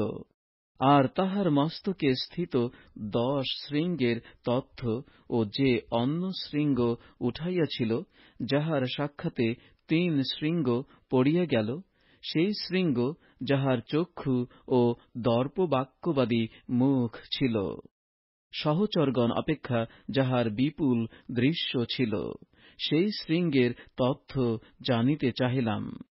আমি দৃষ্টিপাত করিলাম, সেই শৃঙ্গ পবিত্রগণের সহিত যুদ্ধ করিয়া তাহাদিগকে জয় করিল, যে পর্যন্ত না সেই অনেক দিনের বৃদ্ধ আসিলেন আর পরাৎপরের পবিত্রগণের হস্তে বিচারভার দত্ত হইল এবং পবিত্রগণের রাজত্ব ভোগের সময় উপস্থিত হইল। তিনি এইরূপ কথা কহিলেন, ওই চতুর্থ জন্তু পৃথিবীর চতুর্থ রাজ্য। সে রাজ্য সকল রাজ্য হইতে ভিন্ন হইবে এবং সমস্ত পৃথিবীকে গ্রাস করিবে, মর্দন করিবে ও চূর্ণ করিবে। আর তাহার 10 শৃঙ্গের তাৎপর্য, ওই রাজ্য হইতে 10 রাজা উৎপন্ন হইবে, তাহাদের পরে আর একজন উঠিবে, সে পূর্ববর্তী রাজাদের হইতে ভিন্ন হইবে এবং 3 রাজাকে নিপাত করিবে। সে পরাৎপরের বিপরীতে কথা কহিবে, পরাৎপরের পবিত্রগণকে শীর্ণ করিবে এবং নিরূপিত সময়ের ও ব্যবস্থার পরিবর্তন করিতে মনস্থ করিবে এবং 1 কাল, 2 কাল ও অর্ধকাল পর্যন্ত তাহারা তাহার হস্তে সমর্পিত হইবে। পরে বিচার বসিবে, তাহার কর্তৃত্ব তাহা হইতে নীত হইবে, শেষ পর্যন্ত তাহার ক্ষয় ও বিনাশ করা যাইবে। আর রাজত্ব, কর্তৃত্ব ও সমস্ত আকাশমণ্ডলের অধঃস্থিত রাজ্যের মহিমা পরাৎপরের পবিত্র প্রজাদিগকে দত্ত হইবে। তাঁহার রাজ্য অনন্তকাল স্থায়ী রাজ্য এবং সমস্ত কর্তৃত্ব তাঁহার সেবা করিবে ও তাঁহার আজ্ঞাবহ হইবে। এই পর্যন্ত বৃত্তান্তের শেষ। আমি দানিয়েল ভাবনায় অত্যন্ত বিহ্বল হইলাম ও আমার মুখ বিবর্ণ হইল, কিন্তু আমি সেই কথা মনে রাখিলাম।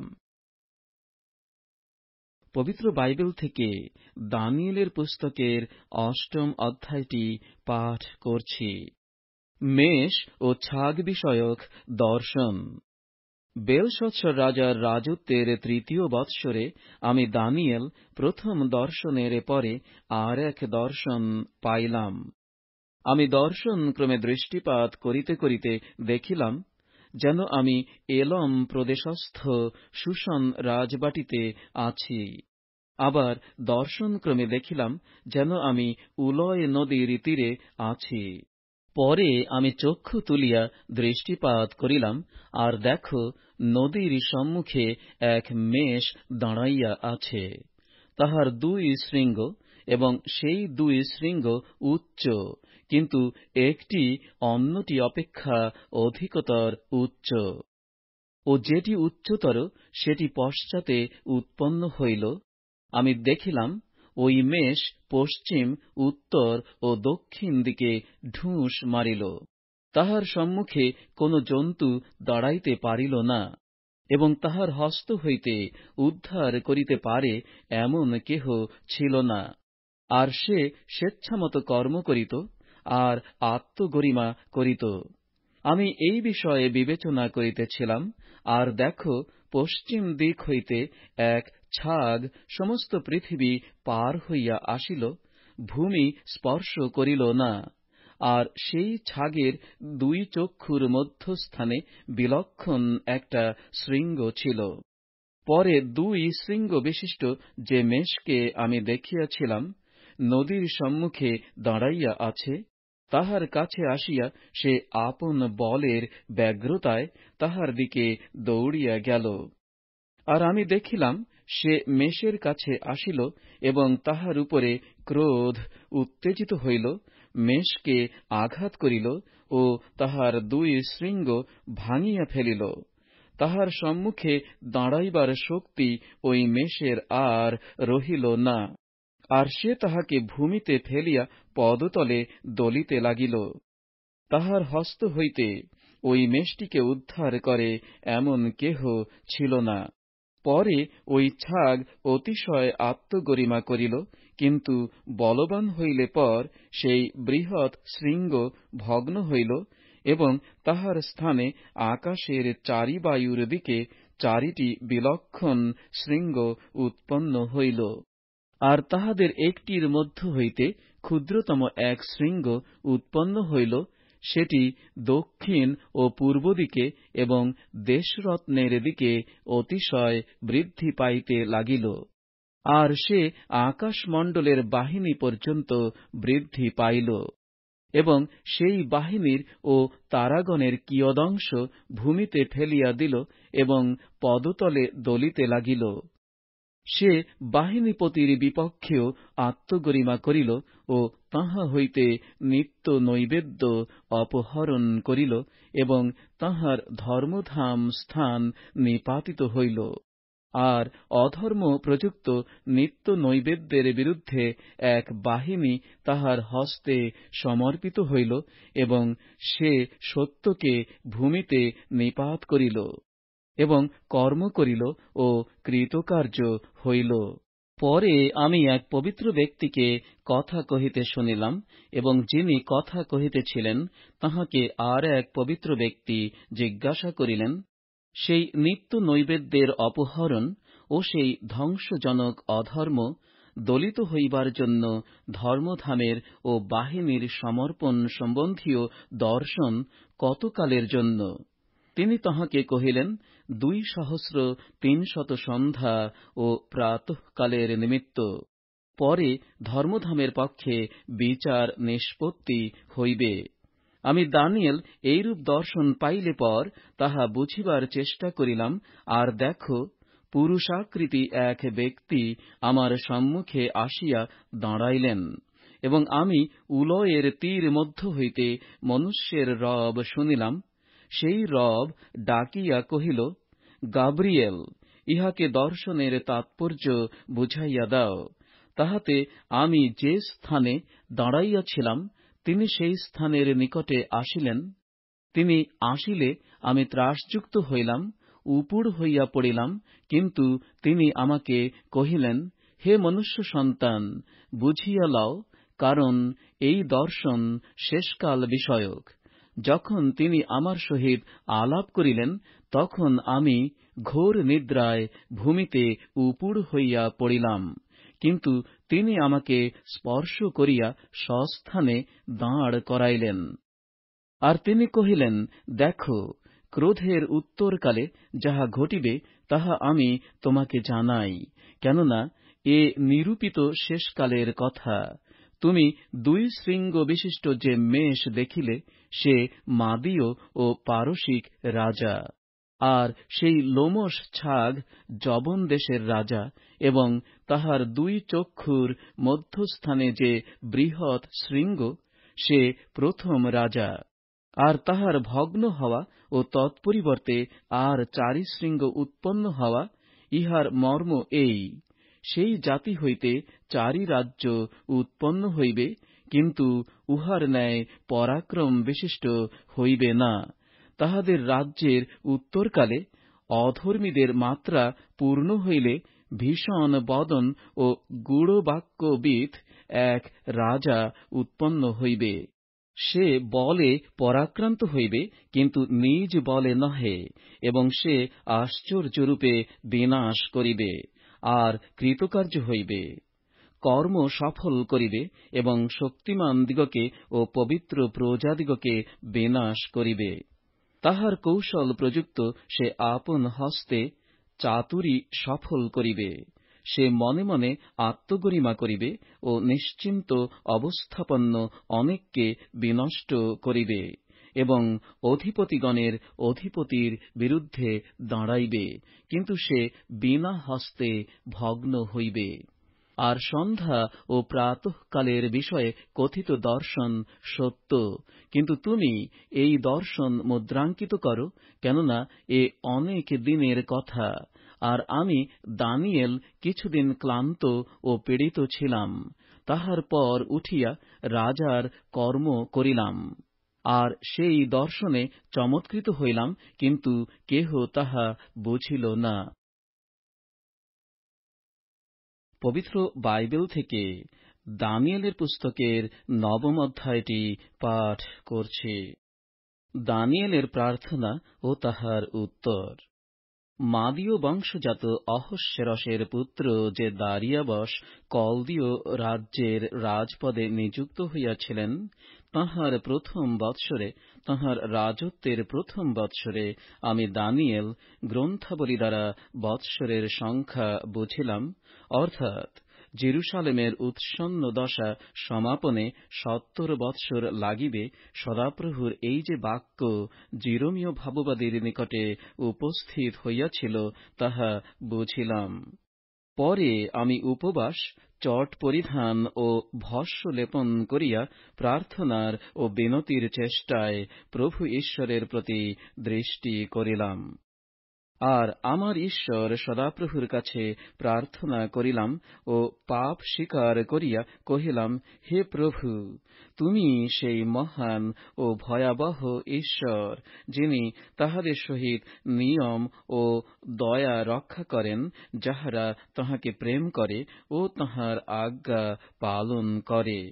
আমরা পাপ ও অপরাধ করিয়াছি, দুষ্টামি করিয়াছি ও বিদ্রোহী হইয়াছি, তোমার বিধি ও শাসন পথ ত্যাগ করিয়াছি। আর তোমার যে দাস ভাববাদীগণ আমাদের রাজগণকে, অধ্যক্ষগণকে, পিতৃপুরুষগণকে ও জনপদস্থ প্রজা সকলকে তোমার নামে কথা কহিতেন, তাঁহাদের কথায়ও আমরা কর্ণপাত করি নাই। হে প্রভু, ধর্মশীলতা তোমার, কিন্তু আমরা মুখের বিবর্ণতার পাত্র, যেমন অদ্য দেখা যাইতেছে। জিহুদার লোক ও জেরুসালেম নিবাসীগণ এবং সমস্ত ইসরায়েল এই অবস্থায় রহিয়াছে, যাহারা নিকটবর্তী ও যাহারা দূরস্থ, যাহারা সেই সকল দেশে রহিয়াছে, যেখানে তুমি তাহাদিগকে তাড়াইয়া দিয়াছ। তোমার বিরুদ্ধে কৃত সত্য লঙ্ঘন প্রযুক্তই তাড়াইয়া দিয়াছ। হে প্রভু, আমরা আমাদের রাজগণ, অধ্যক্ষগণ ও পিতৃপুরুষগণ সকলে মুখের বিবর্ণতার পাত্র, কারণ আমরা তোমার বিরুদ্ধে পাপ করিয়াছি। করুণা ও ক্ষমা আমাদের প্রভু ঈশ্বরের, কারণ আমরা তাঁহার বিদ্রোহী হইয়াছি এবং আমাদের ঈশ্বর সদাপ্রভুর রবে অবধান করি নাই। তিনি আপন দাস ভাববাদীগণ দ্বারা আমাদের সম্মুখে যে সমস্ত ব্যবস্থা রাখিয়াছেন, আমরা সে পথে চলি নাই। হাঁ, সমস্ত ইসরায়েল তোমার ব্যবস্থা লঙ্ঘন করিয়াছে, তোমার বাক্যে অবধান করিবার অনিচ্ছায় বিপথগামী হইয়াছে।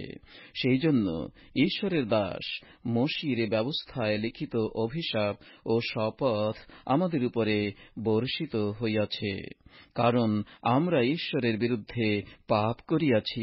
আর আমাদের বিরুদ্ধে ও যে বিচারকর্তৃগণ আমাদের বিচার করিতেন, তাঁহাদের বিরুদ্ধে তিনি যে যে বাক্য বলিয়াছেন, সে সকল সুফল করিয়া আমাদের উপরে ভারী অমঙ্গল বর্তাইয়াছেন। কেননা জেরুসালেমের প্রতি যেরূপ করা গিয়াছে, আকাশমণ্ডলের নিচে আর কোথাও তদ্রূপ করা যায় নাই।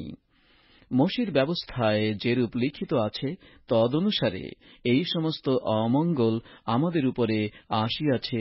তথাপি আমরা আপন আপন অপরাধ হইতে ফিরিবার জন্য ও তোমার সত্য সম্বন্ধে বুদ্ধি লাভ করিবার জন্য আপনাদের ঈশ্বর সদাপ্রভুর কাছে বিনতি করি নাই। এই জন্য সদাপ্রভু অমঙ্গলার্থে জাগ্রত হইয়া আমাদের উপরে তাহা উপস্থিত করিয়াছেন। কেননা আমাদের ঈশ্বর সদাপ্রভু আপনার কৃত সকল কার্যে ধর্মশীল, কিন্তু আমরা তাঁহার রবে কর্ণপাত করি নাই। এখন হে প্রভু আমাদের ঈশ্বর, তুমি বলবান হস্ত দ্বারা মিশর দেশ হইতে আপন প্রজাদিগকে আনিয়া কীর্তি লাভ করিয়াছ, যেমন অদ্যাপি দেখা যাইতেছে আমরা পাপ করিয়াছি, দুষ্টামি করিয়াছি। হে প্রভু, বিনয় করি তোমার সমস্ত ধর্মশীলতা অনুসারে তোমার নগর জেরুসালেম, তোমার পবিত্র পর্বত হইতে তোমার ক্রোধ ও কোপ নিবৃত্ত হোক। কেননা আমাদের পাপ প্রযুক্ত ও আমাদের পিতৃপুরুষদের অপরাধ প্রযুক্ত জেরুসালেম ও তোমার প্রজাসমূহ চারিদিকের সমস্ত লোকের টিটকারির পাত্র হইয়াছে। অতএব হে আমাদের ঈশ্বর, এখন তোমার এই দাসের প্রার্থনা ও বিনতি শ্রবণ করো এবং তোমার ধ্বংসিত ধর্মধামের প্রতি প্রভুর অনুরোধে তোমার মুখ উজ্জ্বল করো। হে আমার ঈশ্বর, কর্ণপাত করো, শুনো, চক্ষু উন্মীলন করো এবং আমাদের ধ্বংসিত স্থান সকলের প্রতি ও যাহার উপরে তোমার নাম কীর্তিত হইয়াছে সেই নগরের প্রতি দৃষ্টিপাত করো। কারণ আমরা নিজ ধার্মিকতা প্রযুক্ত নয়, কিন্তু তোমার মহা করুণা প্রযুক্ত তোমার সম্মুখে আমাদের বিনতি উপস্থিত করিলাম। হে প্রভু, শুনো, হে প্রভু, ক্ষমা করো, হে প্রভু, মনোযোগ করো ও কর্ম করো, বিলম্ব করিও না। হে আমার ঈশ্বর, তোমার নিজের অনুরোধে কার্য করো, কেননা তোমার নগরের ও তোমার প্রজাগণের উপরে তোমার নাম কীর্তিত হইয়াছে। এইরূপে আমি নিবেদন ও প্রার্থনা করিতেছিলাম এবং আমার পাপ ও আমার জাতি ইসরায়েলের পাপ স্বীকার করিতেছিলাম এবং আমার ঈশ্বরের পবিত্র পর্বতের জন্য আমার ঈশ্বর সদাপ্রভুর সম্মুখে বিনতি উপস্থিত করিতেছিলাম। আমার প্রার্থনার কথা শেষ হইতে না হইতে আমি প্রথম দর্শনে যে ব্যক্তিকে দেখিয়াছিলাম, সেই গাব্রিয়েল বেগে উড়িয়া আসিয়া সন্ধ্যাকালীন নৈবেদ্যের সময় আমাকে স্পর্শ করিলেন। তিনি আমাকে বুঝাইয়া দিলেন এবং আমার সহিত আলাপ করিয়া কহিলেন, হে দানিয়েল, আমি এক্ষণে তোমাকে বুদ্ধি কৌশল দিতে আসিয়াছি। তোমার বিনতির আরম্ভ সময়ে আজ্ঞা নির্গত হইয়াছিল, তাই আমি তোমাকে সংবাদ দিতে আসিলাম। কেননা তুমি অতিশয় প্রীতিপাত্র, অতএব এই বিষয়ে বিবেচনা করো ও এই দর্শন বুঝিয়া লও। তোমার জাতির ও তোমার পবিত্র নগরের সম্বন্ধে 70 সপ্তাহ নিরূপিত হইয়াছে। অধর্ম সমাপ্ত করিবার জন্য, পাপ শেষ করিবার জন্য, অপরাধের প্রায়শ্চিত্ত করিবার জন্য, অনন্তকাল স্থায়ী ধার্মিকতা আনয়ন করিবার জন্য, দর্শন ও ভাববাণী মুদ্রাঙ্কিত করিবার জন্য এবং মহা পবিত্রকে অভিষেক করিবার জন্য। অতএব তুমি জ্ঞাত হও, বুঝিয়া লও, জেরুসালেমকে পুনঃস্থাপন ও নির্মাণ করিবার আজ্ঞা বাহির হওয়া অবধি অভিষিক্ত ব্যক্তি নায়ক পর্যন্ত 7 সপ্তাহ আর 62 সপ্তাহ হইবে। উহা চক ও পরীক্ষা সহ পুনরায় নির্মিত হইবে, সংকটকালেই হইবে। সেই 62 সপ্তাহের পরে অভিষিক্ত ব্যক্তি উচ্ছিন্ন হইবেন এবং তাঁহার কিছুই থাকিবে না। আর আগামী নায়কের প্রজারা নগর ও ধর্মধাম বিনষ্ট করিবে ও প্লাবন দ্বারা তাহার শেষ হইবে এবং শেষ পর্যন্ত যুদ্ধ হইবে, ধ্বংস বিধ্বংস নিরূপিত। 1 সপ্তাহ পর্যন্ত তিনি অনেকের সহিত দৃঢ় নিয়ম করিলেন। সেই সপ্তাহের অর্ধকালে তিনি যজ্ঞ ও নৈবেদ্য নিবৃত্ত করিবেন। পরে ঘৃণার্হ বস্তু সকলের পক্ষের উপরে ধ্বংসক আসিবে এবং উচ্ছিন্নতা নিরূপিত উচ্ছিন্নতা পর্যন্ত ধ্বংসকের উপরে ক্রোধ বর্ষিত হইবে।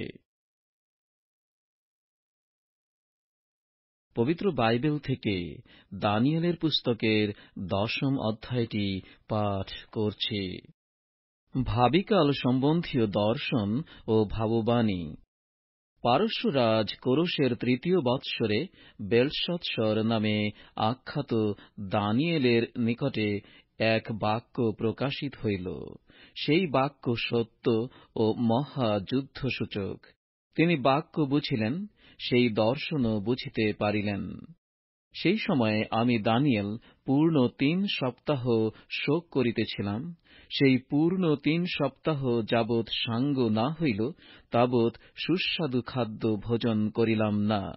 মাংস কি দ্রাক্ষারস আমার মুখে প্রবেশ করিল না, এবং আমি তৈল মর্দন করিলাম না। পরে প্রথম মাসের ৪বিংশ দিনে, যখন আমি হিদ্দেকল নামক মহানদীর তীরে ছিলাম, তখন চক্ষু তুলিয়া দৃষ্টি করিলাম, আর দেখো, মসিনা বস্ত্র পরিহিত ও উফসের উত্তম স্বর্ণে বদ্ধকটি এক ব্যক্তি। তাঁহার শরীর বৈদুর্যমণির ন্যায়, তাঁহার মুখ বিদ্যুতের প্রভার ন্যায়, তাঁহার চক্ষু জ্বলন্ত মশালের ন্যায়, তাঁহার হস্ত পদ পরিষ্কৃত পিত্তলের আভা বিশিষ্ট, এবং তাঁহার বাক্যের রব লোকারণ্যের শব্দের ন্যায়। আমি দানিয়েল একাকী সেই দর্শন পাইলাম, কারণ আমার সঙ্গীরা সেই দর্শন পাইল না, কিন্তু তাহারা অতিশয় কাঁপিয়া উঠিল এবং আপনাদিগকে লুকাইবার জন্য পলায়ন করিল। এই জন্য আমি একা থাকিয়া সেই মহৎ দর্শন প্রাপ্ত হইলাম, আর আমাতে বল রহিল না। আমার তেজ ক্ষয়ে পরিণত হইল, আমি কিছুমাত্র বল রক্ষা করিতে পারিলাম না। পরে আমি তাঁহার বাক্যের রব শুনিলাম, আর সেই বাক্যের রব শুনিবা মাত্র আমি ঘোর নিদ্রায় উপুড় হইয়া পড়িলাম। আর দেখো, একখানি হস্ত আমাকে স্পর্শ করিয়া আমার জানু ও আমার ২ করতলের উপরে নির্ভর করাইল। পরে তিনি আমাকে কহিলেন, হে মহাপ্রীতিপাত্র দানিয়েল, আমি তোমাকে যে যে কথা বলিব সে সকল বুঝিয়া লও এবং উঠিয়া দাঁড়াও, কেননা আমি এখন তোমারই কাছে প্রেরিত হইলাম। তিনি আমাকে এই কথা কহিলে আমি কাঁপিতে কাঁপিতে উঠিয়া দাঁড়াইলাম। তখন তিনি আমাকে কহিলেন, হে দানিয়েল, ভয় করিও না, কেননা যে প্রথম দিন তুমি বুঝিবার জন্য ও তোমার ঈশ্বরের সাক্ষাতে আপনাকে বিনীত করিবার জন্য মনঃসংযোগ করিয়াছিলে, সেই দিন হইতে তোমার বাক্য শোনা হইয়াছে, এবং তোমার বাক্য প্রযুক্ত আমি আসিয়াছি। কিন্তু পারস্য রাজ্যের অধ্যক্ষ ২১ দিন পর্যন্ত আমার প্রতিকূলে দাঁড়াইলেন। পরে দেখো, প্রধান অধ্যক্ষদের মধ্যে মিখায়েল নামক একজন আমার সাহায্য করিতে আসিলেন, আর আমি সে স্থানে পারস্যের রাজগণের কাছে রহিলাম। এখন উত্তরকালে তোমার জাতির প্রতি যাহা ঘটিবে তাহা আমি তোমাকে বুঝাইয়া দিতে আসিয়াছি, কেননা দর্শনটি এখনো দীর্ঘকালের অপেক্ষা করিতেছে। তিনি আমাকে এই কথা বলিলে পর আমি ভূমিতে উপুড় হইয়া অবাক হইয়া রহিলাম। আর দেখো, মনুষ্য সন্তানদের আকৃতি বিশিষ্ট এক ব্যক্তি আমার ওষ্ঠাধর স্পর্শ করিলেন। তখন আমি মুখ খুলিয়া কথা কহিলাম।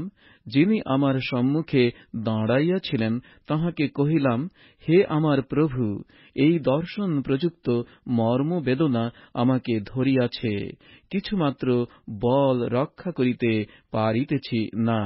কারণ আমার এই প্রভুর দাস কি প্রকারে আমার এই প্রভুর সহিত কথা কহিতে পারে? এক্ষণে আমার কিছুমাত্র বল নাই, আমার মধ্যে শ্বাসও নাই। তখন সেই যে ব্যক্তি দেখিতে মানুষের ন্যায়, তিনি পুনর্বার স্পর্শ করিয়া আমাকে সবল করিলেন। আর তিনি কহিলেন, হে মহাপ্রীতিপাত্র, ভয় করিও না, তোমার শান্তি হউক, সবল হও, সবল হও। তিনি আমার সহিত আলাপ করিলে আমি সবল হইলাম, আর বলিলাম, আমার প্রভু বলুন, কেননা আপনি আমাকে সবল করিয়াছেন। তখন তিনি কহিলেন, আমি কি জন্য তোমার কাছে আসিয়াছি তাহা কি জানো? এখন আমি পারস্যের অধ্যক্ষের সহিত যুদ্ধ করিতে ফিরিয়া যাইব, আর দেখো, আমি চলিয়া গেলে যবনের অধ্যক্ষ আসিবে। যাহা হোক, সত্যের গ্রন্থে যাহা লিখিত আছে তাহা আমি তোমাকে জ্ঞাত করি। উহাদের বিরুদ্ধে আমার সাহায্য করিতে তোমাদের অধ্যক্ষ মিখায়েল ব্যতিরেকে আর কেহ নাই। পবিত্র বাইবেল থেকে দানিয়েলের পুস্তকের 11 অধ্যায়টি পাঠ করছি। আর মাদীয় দারিয়াবশের প্রথম বৎসরে আমি তাহাকে সবল ও শক্তিমান করিতে দাঁড়াইয়াছিলাম। যাহা হোক, এখন আমি তোমাকে সত্য কথা জ্ঞাত করিব। দেখো, পারস্যে আর 3 রাজা উৎপন্ন হইবে, আর চতুর্থ রাজা সর্বাপেক্ষা অধিক ধনশালী হইবে, এবং আপন ধনে শক্তিমান হইলে যবন রাজ্যের বিরুদ্ধে সকলকে উত্তেজিত করিবে। পরে বীর্যবান এক রাজা উৎপন্ন হইবে, সে মহা কর্তৃত্ব বিশিষ্ট কর্তা হইবে ও স্বেচ্ছানুসারে কর্ম করিবে। সে উৎপন্ন হইলে তাহার রাজ্য ভগ্ন হইবে, আকাশের চারি বায়ুর দিকে বিভক্ত হইবে, কিন্তু তাহার বংশের নিমিত্ত নয়, আর সে যে কর্তৃত্ব করিত তদনুসারে নয়। বস্তুত তাহার রাজ্য উৎপাটিত হইয়া তাহাদের নয়, কিন্তু অন্যদের হইবে। আর দক্ষিণ দেশের রাজা বলবান হইবে, কিন্তু তাহার অধ্যক্ষদের মধ্যে একজন তাহা হইতেও বলবান হইয়া প্রভুত্ব পাইবে। তাহার প্রভুত্ব মহাপ্রভুত্ব হইবে। আর বৎসর নিচয়ের শেষে তাহারা পরস্পর সম্বন্ধ পাতাইবে, আর মিলন করণার্থে দক্ষিণ দেশের রাজার কন্যা উত্তর দেশের রাজার কাছে গমন করিবে। কিন্তু সে কন্যা নিজের বাহুবল রক্ষা করিবে না, এবং সে রাজা ও তাহার বাহু স্থায়ী হইবে না। কিন্তু সেই মহিলা এবং যাহারা তাহাকে আনিয়াছিল, আর যে তাহার জন্ম দিয়াছিল, ও যে তৎকালে তাহাকে বল দিয়াছিল, সকলে সমর্পিত হইবে। তথাপি তাহার মূলের এক পল্লব হইতে একজন তাহার পদে উৎপন্ন হইবে, আর সৈন্যের বিরুদ্ধে আসিয়া উত্তর দেশের রাজার দুর্গে প্রবেশ করিবে, এবং সেই সকলের বিপক্ষে ব্যাপৃত হইয়া পরাক্রম দেখাইবে।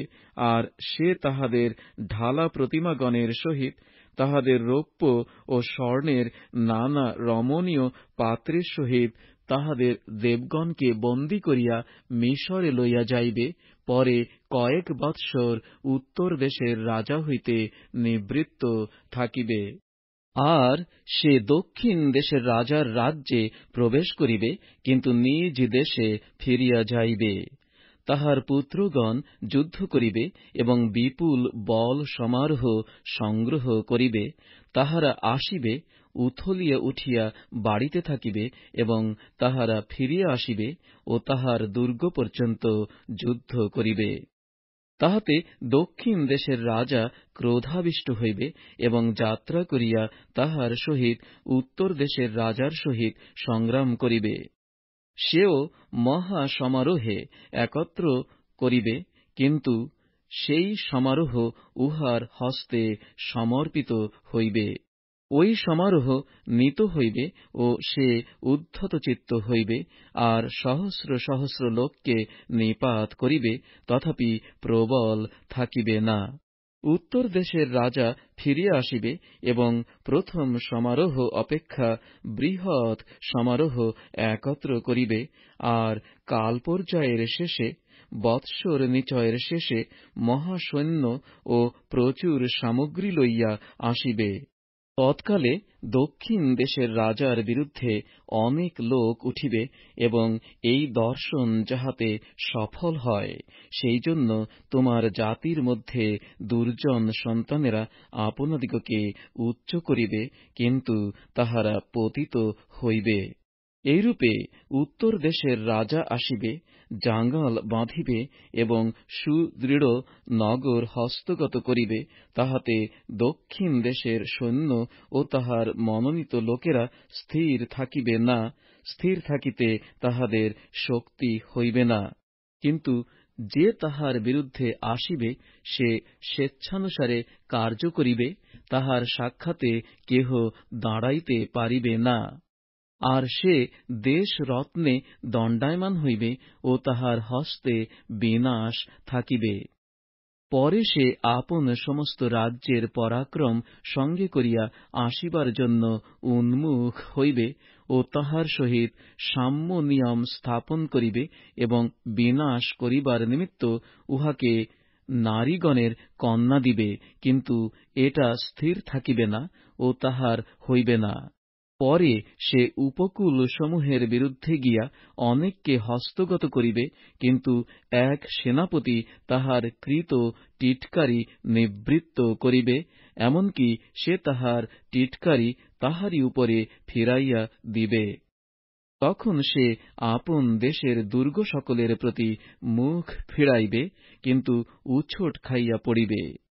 তাহার উদ্দেশ আর পাওয়া যাইবে না। পরে এমন একজন তাহার পদ প্রাপ্ত হইবে, যে রাজ্যের শোভাস্থানে প্রজা পীড়ককে প্রেরণ করিবে, কিন্তু সে অল্প দিনের মধ্যে বিনষ্ট হইবে, ক্রোধেও নয়, যুদ্ধেও নয়। পরে একজন তুচ্ছ ব্যক্তি তাহার পদ পাইবে। তাহাকে রাজ্যের প্রভা দত্ত হয় নাই, কিন্তু সে নিশ্চিন্ত তার সময়ে আসিয়া চাটুবাদ দ্বারা রাজ্য লাভ করিবে। তাহার সম্মুখ হইতে আপ্লাবনকারী সৈন্য সকল আপ্লাবিত হইয়া ভগ্ন হইবে, এবং নিয়মের নায়কও ভগ্ন হইবে। তাহার সহিত মিত্রতার কথা স্থির করণাবধি সে ছলনা করিবে, কারণ সে আসিয়া অল্প লোক দ্বারা পরাক্রমী হইবে। সে নিশ্চিন্ততার সময় প্রদেশের অতি উত্তম উত্তম স্থানে প্রবেশ করিবে, এবং তাহার পিতৃপুরুষেরা এবং পিতৃপুরুষদের পিতৃপুরুষেরাও যাহা করে নাই তাহা করিবে। সে লোকদের মধ্যে লুঠ দ্রব্য, হরিত বস্তু এবং সম্পত্তি বিকীর্ণ করিবে, দৃঢ় দুর্গ সকলের বিরুদ্ধে কৌশল কল্পনা করিবে, কিছুকাল করিবে। আর সে অনেক সৈন্য সঙ্গে লইয়া দক্ষিণ দেশের রাজার বিরুদ্ধে আপন বল ও চিত্ত উত্তেজিত করিবে। তাহাতে দক্ষিণ দেশের রাজা অতি পরাক্রান্ত বিস্তর সৈন্য সঙ্গে লইয়া যুদ্ধ করিবে, কিন্তু স্থির থাকিবে না, কেননা তাহারা তাহার বিরুদ্ধে নানা কৌশল কল্পনা করিবে। যাহারা তাহার আহার্য দ্রব্যের ভাগী, তাহারাই তাহাকে বিনষ্ট করিবে ও উহার সৈন্য আপ্লাবন করিবে, এবং অনেকে নিহত হইয়া পড়িবে। আর এই দুই রাজার চিত্ত হিংসাপূর্ণ হইবে, এবং তাহারা এক মেজে বসিয়া মিথ্যা কথা কহিবে, কিন্তু তাহা সফল হইবে না, কেননা তখনও শেষ নিরূপিত কালের অপেক্ষা করিবে। আর সে অনেক সম্পত্তি লইয়া আপন দেশে ফিরিয়া যাইবে ও তাহার অন্তঃকরণ পবিত্র নিয়মের বিপক্ষ হইবে, এবং সে কার্য করিয়া আপন দেশে ফিরিয়া যাইবে। নিরূপিত কালে সে ফিরিয়া আসিবে, দক্ষিণ দেশে প্রবেশ করিবে, কিন্তু পূর্বকালে যেমন ছিল উত্তরকালে তেমন হইবে না। কারণ কৃত্রিমের জাহাজ সকল তাহার বিরুদ্ধে আসিবে, এজন্য সে বিষণ্ণ হইয়া ফিরিয়া যাইবে ও পবিত্র নিয়মের বিরুদ্ধে ক্রোধ করিয়া কার্য করিবে। সে ফিরিয়া আসিবে, যাহারা পবিত্র নিয়ম ত্যাগ করে তাহাদের প্রতি মনোযোগ করিবে। আর তাহার নিকট হইতে সৈন্যগণ উঠিবে, ধর্মধাম অর্থাৎ দুর্গ অশুচি করিবে, নিত্য নৈবেদ্য নিবৃত্ত করিবে এবং ধ্বংসকারী ঘৃণার্হ বস্তু স্থাপন করিবে। যাহারা সেই নিয়ম সম্বন্ধে দুষ্কার্য করে, সে তাহাদিগকে চাটুবাদ দ্বারা ভ্রষ্ট করিবে, কিন্তু যে প্রজারা আপন ঈশ্বরকে জানে, তাহারা বলবান হইয়া কার্য করিবে। আর প্রজাদের মধ্যে যাহারা বুদ্ধিমান, তাহারা অনেককে উপদেশ দিবে, তথাপি কিছুদিন পর্যন্ত তাহারা খড়গে ও অগ্নিশিখায়, বন্দীদশায় ও লুটে পতিত হইবে। যখন পড়িবে, তখন তাহারা অল্প সাহায্যপ্রাপ্ত হইবে, আর অনেকে চাটুবাদ দ্বারা তাহাদিগেতে আসক্ত হইবে। আর বুদ্ধিমানদের মধ্যে কেহ কেহ পতিত হইবে, যেন তাহারা পরীক্ষাসিদ্ধ, পরিষ্কৃত ও শুক্লীকৃত হয়। শেষ পর্যন্ত ইহা হইবে, কেননা তখনও নিরূপিত কালের অপেক্ষা করা যাইবে। আর সেই রাজা স্বেচ্ছানুযায়ী কর্ম করিবে ও সমস্ত দেবতা অপেক্ষা আপনাকে বড় করিয়া দেখাইবে ও দর্প করিবে এবং ঈশ্বরদের ঈশ্বরের বিপরীতে অদ্ভুত কথা কহিবে, আর ক্রোধ সম্পন্ন না হওয়া পর্যন্ত কুশল প্রাপ্ত থাকিবে, কেননা যাহা নিরূপিত তাহাই করা যাইবে। আর সে আপন পিতৃপুরুষদের দেবগণকে মানিবে না এবং স্ত্রীলোকদের কামনাকে কিংবা কোন দেবতাকে মানিবে না, কেননা সে সর্বাপেক্ষা আপনাকেই বড় করিয়া দেখাইবে। কিন্তু সে স্বস্থানে দুর্গদেবের সম্মান করিবে এবং আপন পিতৃপুরুষদের অজ্ঞাত দেবকে স্বর্ণ, রৌপ্য, মণি ও মনোরম্য বস্তু দিয়া সম্মান করিবে। আর সে বিজাতীয় দেবের সাহায্যে অতি দৃঢ় দুর্গ সকলের বিরুদ্ধে ব্যাপৃত হইবে। যত লোক তাহাকে স্বীকার করিবে, তাহাদিগকে সে অতি সম্মানিত করিবে। তাহাদিগকে অনেকের উপরে কর্তৃত্ব পদ দিবে ও পারিতোষিক রূপে ভূমি বিভাগ করিয়া দিবে। পরে শেষকালে দক্ষিণ দেশের রাজা তাহাকে ঢুসাইবে, আর উত্তর দেশের রাজা রথের, অশ্বারোহীদের ও অনেক জাহাজের সহিত ঘূর্ণ বায়ুর ন্যায় তাহার বিরুদ্ধে আসিবে এবং নানা দেশের মধ্যে প্রবেশ করিবে ও উথলিয়া উঠিয়া বাড়িতে থাকিবে। সে রত্নস্বরূপ দেশেও প্রবেশ করিবে, তাহাতে অনেক দেশ পরাভূত হইবে, কিন্তু ইদোম ও মোয়াব এবং অম্মন সন্তানদের শ্রেষ্ঠাংশ তাহার হস্ত হইতে রক্ষা পাইবে। আর সে নানা দেশের উপরে হস্ত প্রসারণ করিবে, আর মিশর দেশ রক্ষা পাইবে না। মিস্রীয়দের স্বর্ণ ও রৌপ্যের ভাণ্ডার সকল ও সমস্ত রত্ন তাহার হস্তগত হইবে, এবং লুবিয়েরা ও কুশিয়েরা তাহার অনুচর হইবে। কিন্তু পূর্ব ও উত্তর দেশ হইতে আগত সংবাদ তাহাকে বিহ্বল করিবে, এবং সে অনেককে উচ্ছিন্ন ও নিঃশেষে বিনষ্ট করণার্থে মহাক্রোধে যাত্রা করিবে। আর সে সমুদ্রের ও পবিত্র গিরিরত্নের মধ্যে রাজকীয় তাম্বু স্থাপন করিবে, তথাপি তাহার শেষকাল উপস্থিত হইবে, কেহ তাহার সাহায্য করিবে না। পবিত্র বাইবেল থেকে দানিয়েলের পুস্তকের 12 অধ্যায়টি পাঠ করছি। তৎকালে যে মহান অধ্যক্ষ তোমার জাতির সন্তানদের পক্ষে দাঁড়াইয়া থাকেন, সেই মিখায়েল উঠিয়া দাঁড়াইবেন, আর এমন সংকটের কাল উপস্থিত হইবে, যাহা মনুষ্য জাতির স্থিতিকাল অবধি সেই সময় পর্যন্ত কখনো হয় নাই। কিন্তু তৎকালে তোমার স্বজাতীয় যে কাহারও নাম পুস্তকে লিখিত পাওয়া যাইবে, সে উদ্ধার পাইবে। আর মৃত্তিকার ধূলিতে নিদ্রিত লোকদের মধ্যে অনেকে জাগরিত হইবে, কেহ কেহ অনন্ত জীবনের উদ্দেশ্যে এবং কেহ কেহ লজ্জার ও অনন্ত ঘৃণার উদ্দেশ্যে।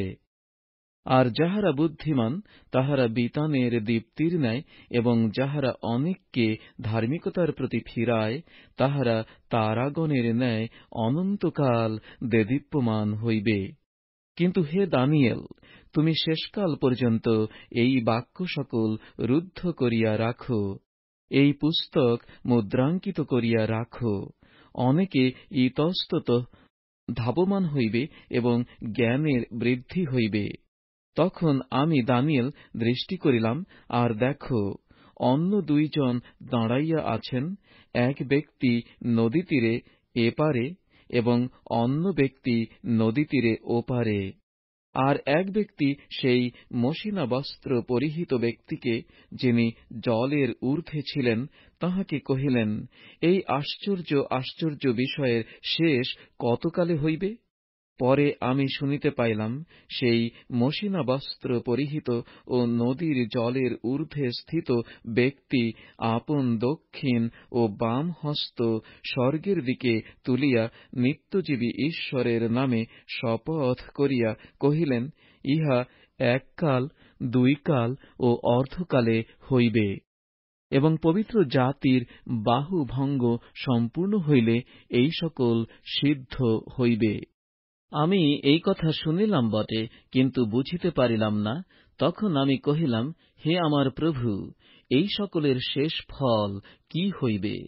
তিনি কহিলেন, হে দানিয়েল, তুমি প্রস্থান করো, কেননা শেষকাল পর্যন্ত এই বাক্য সকল রুদ্ধ ও মুদ্রাঙ্কিত থাকিবে।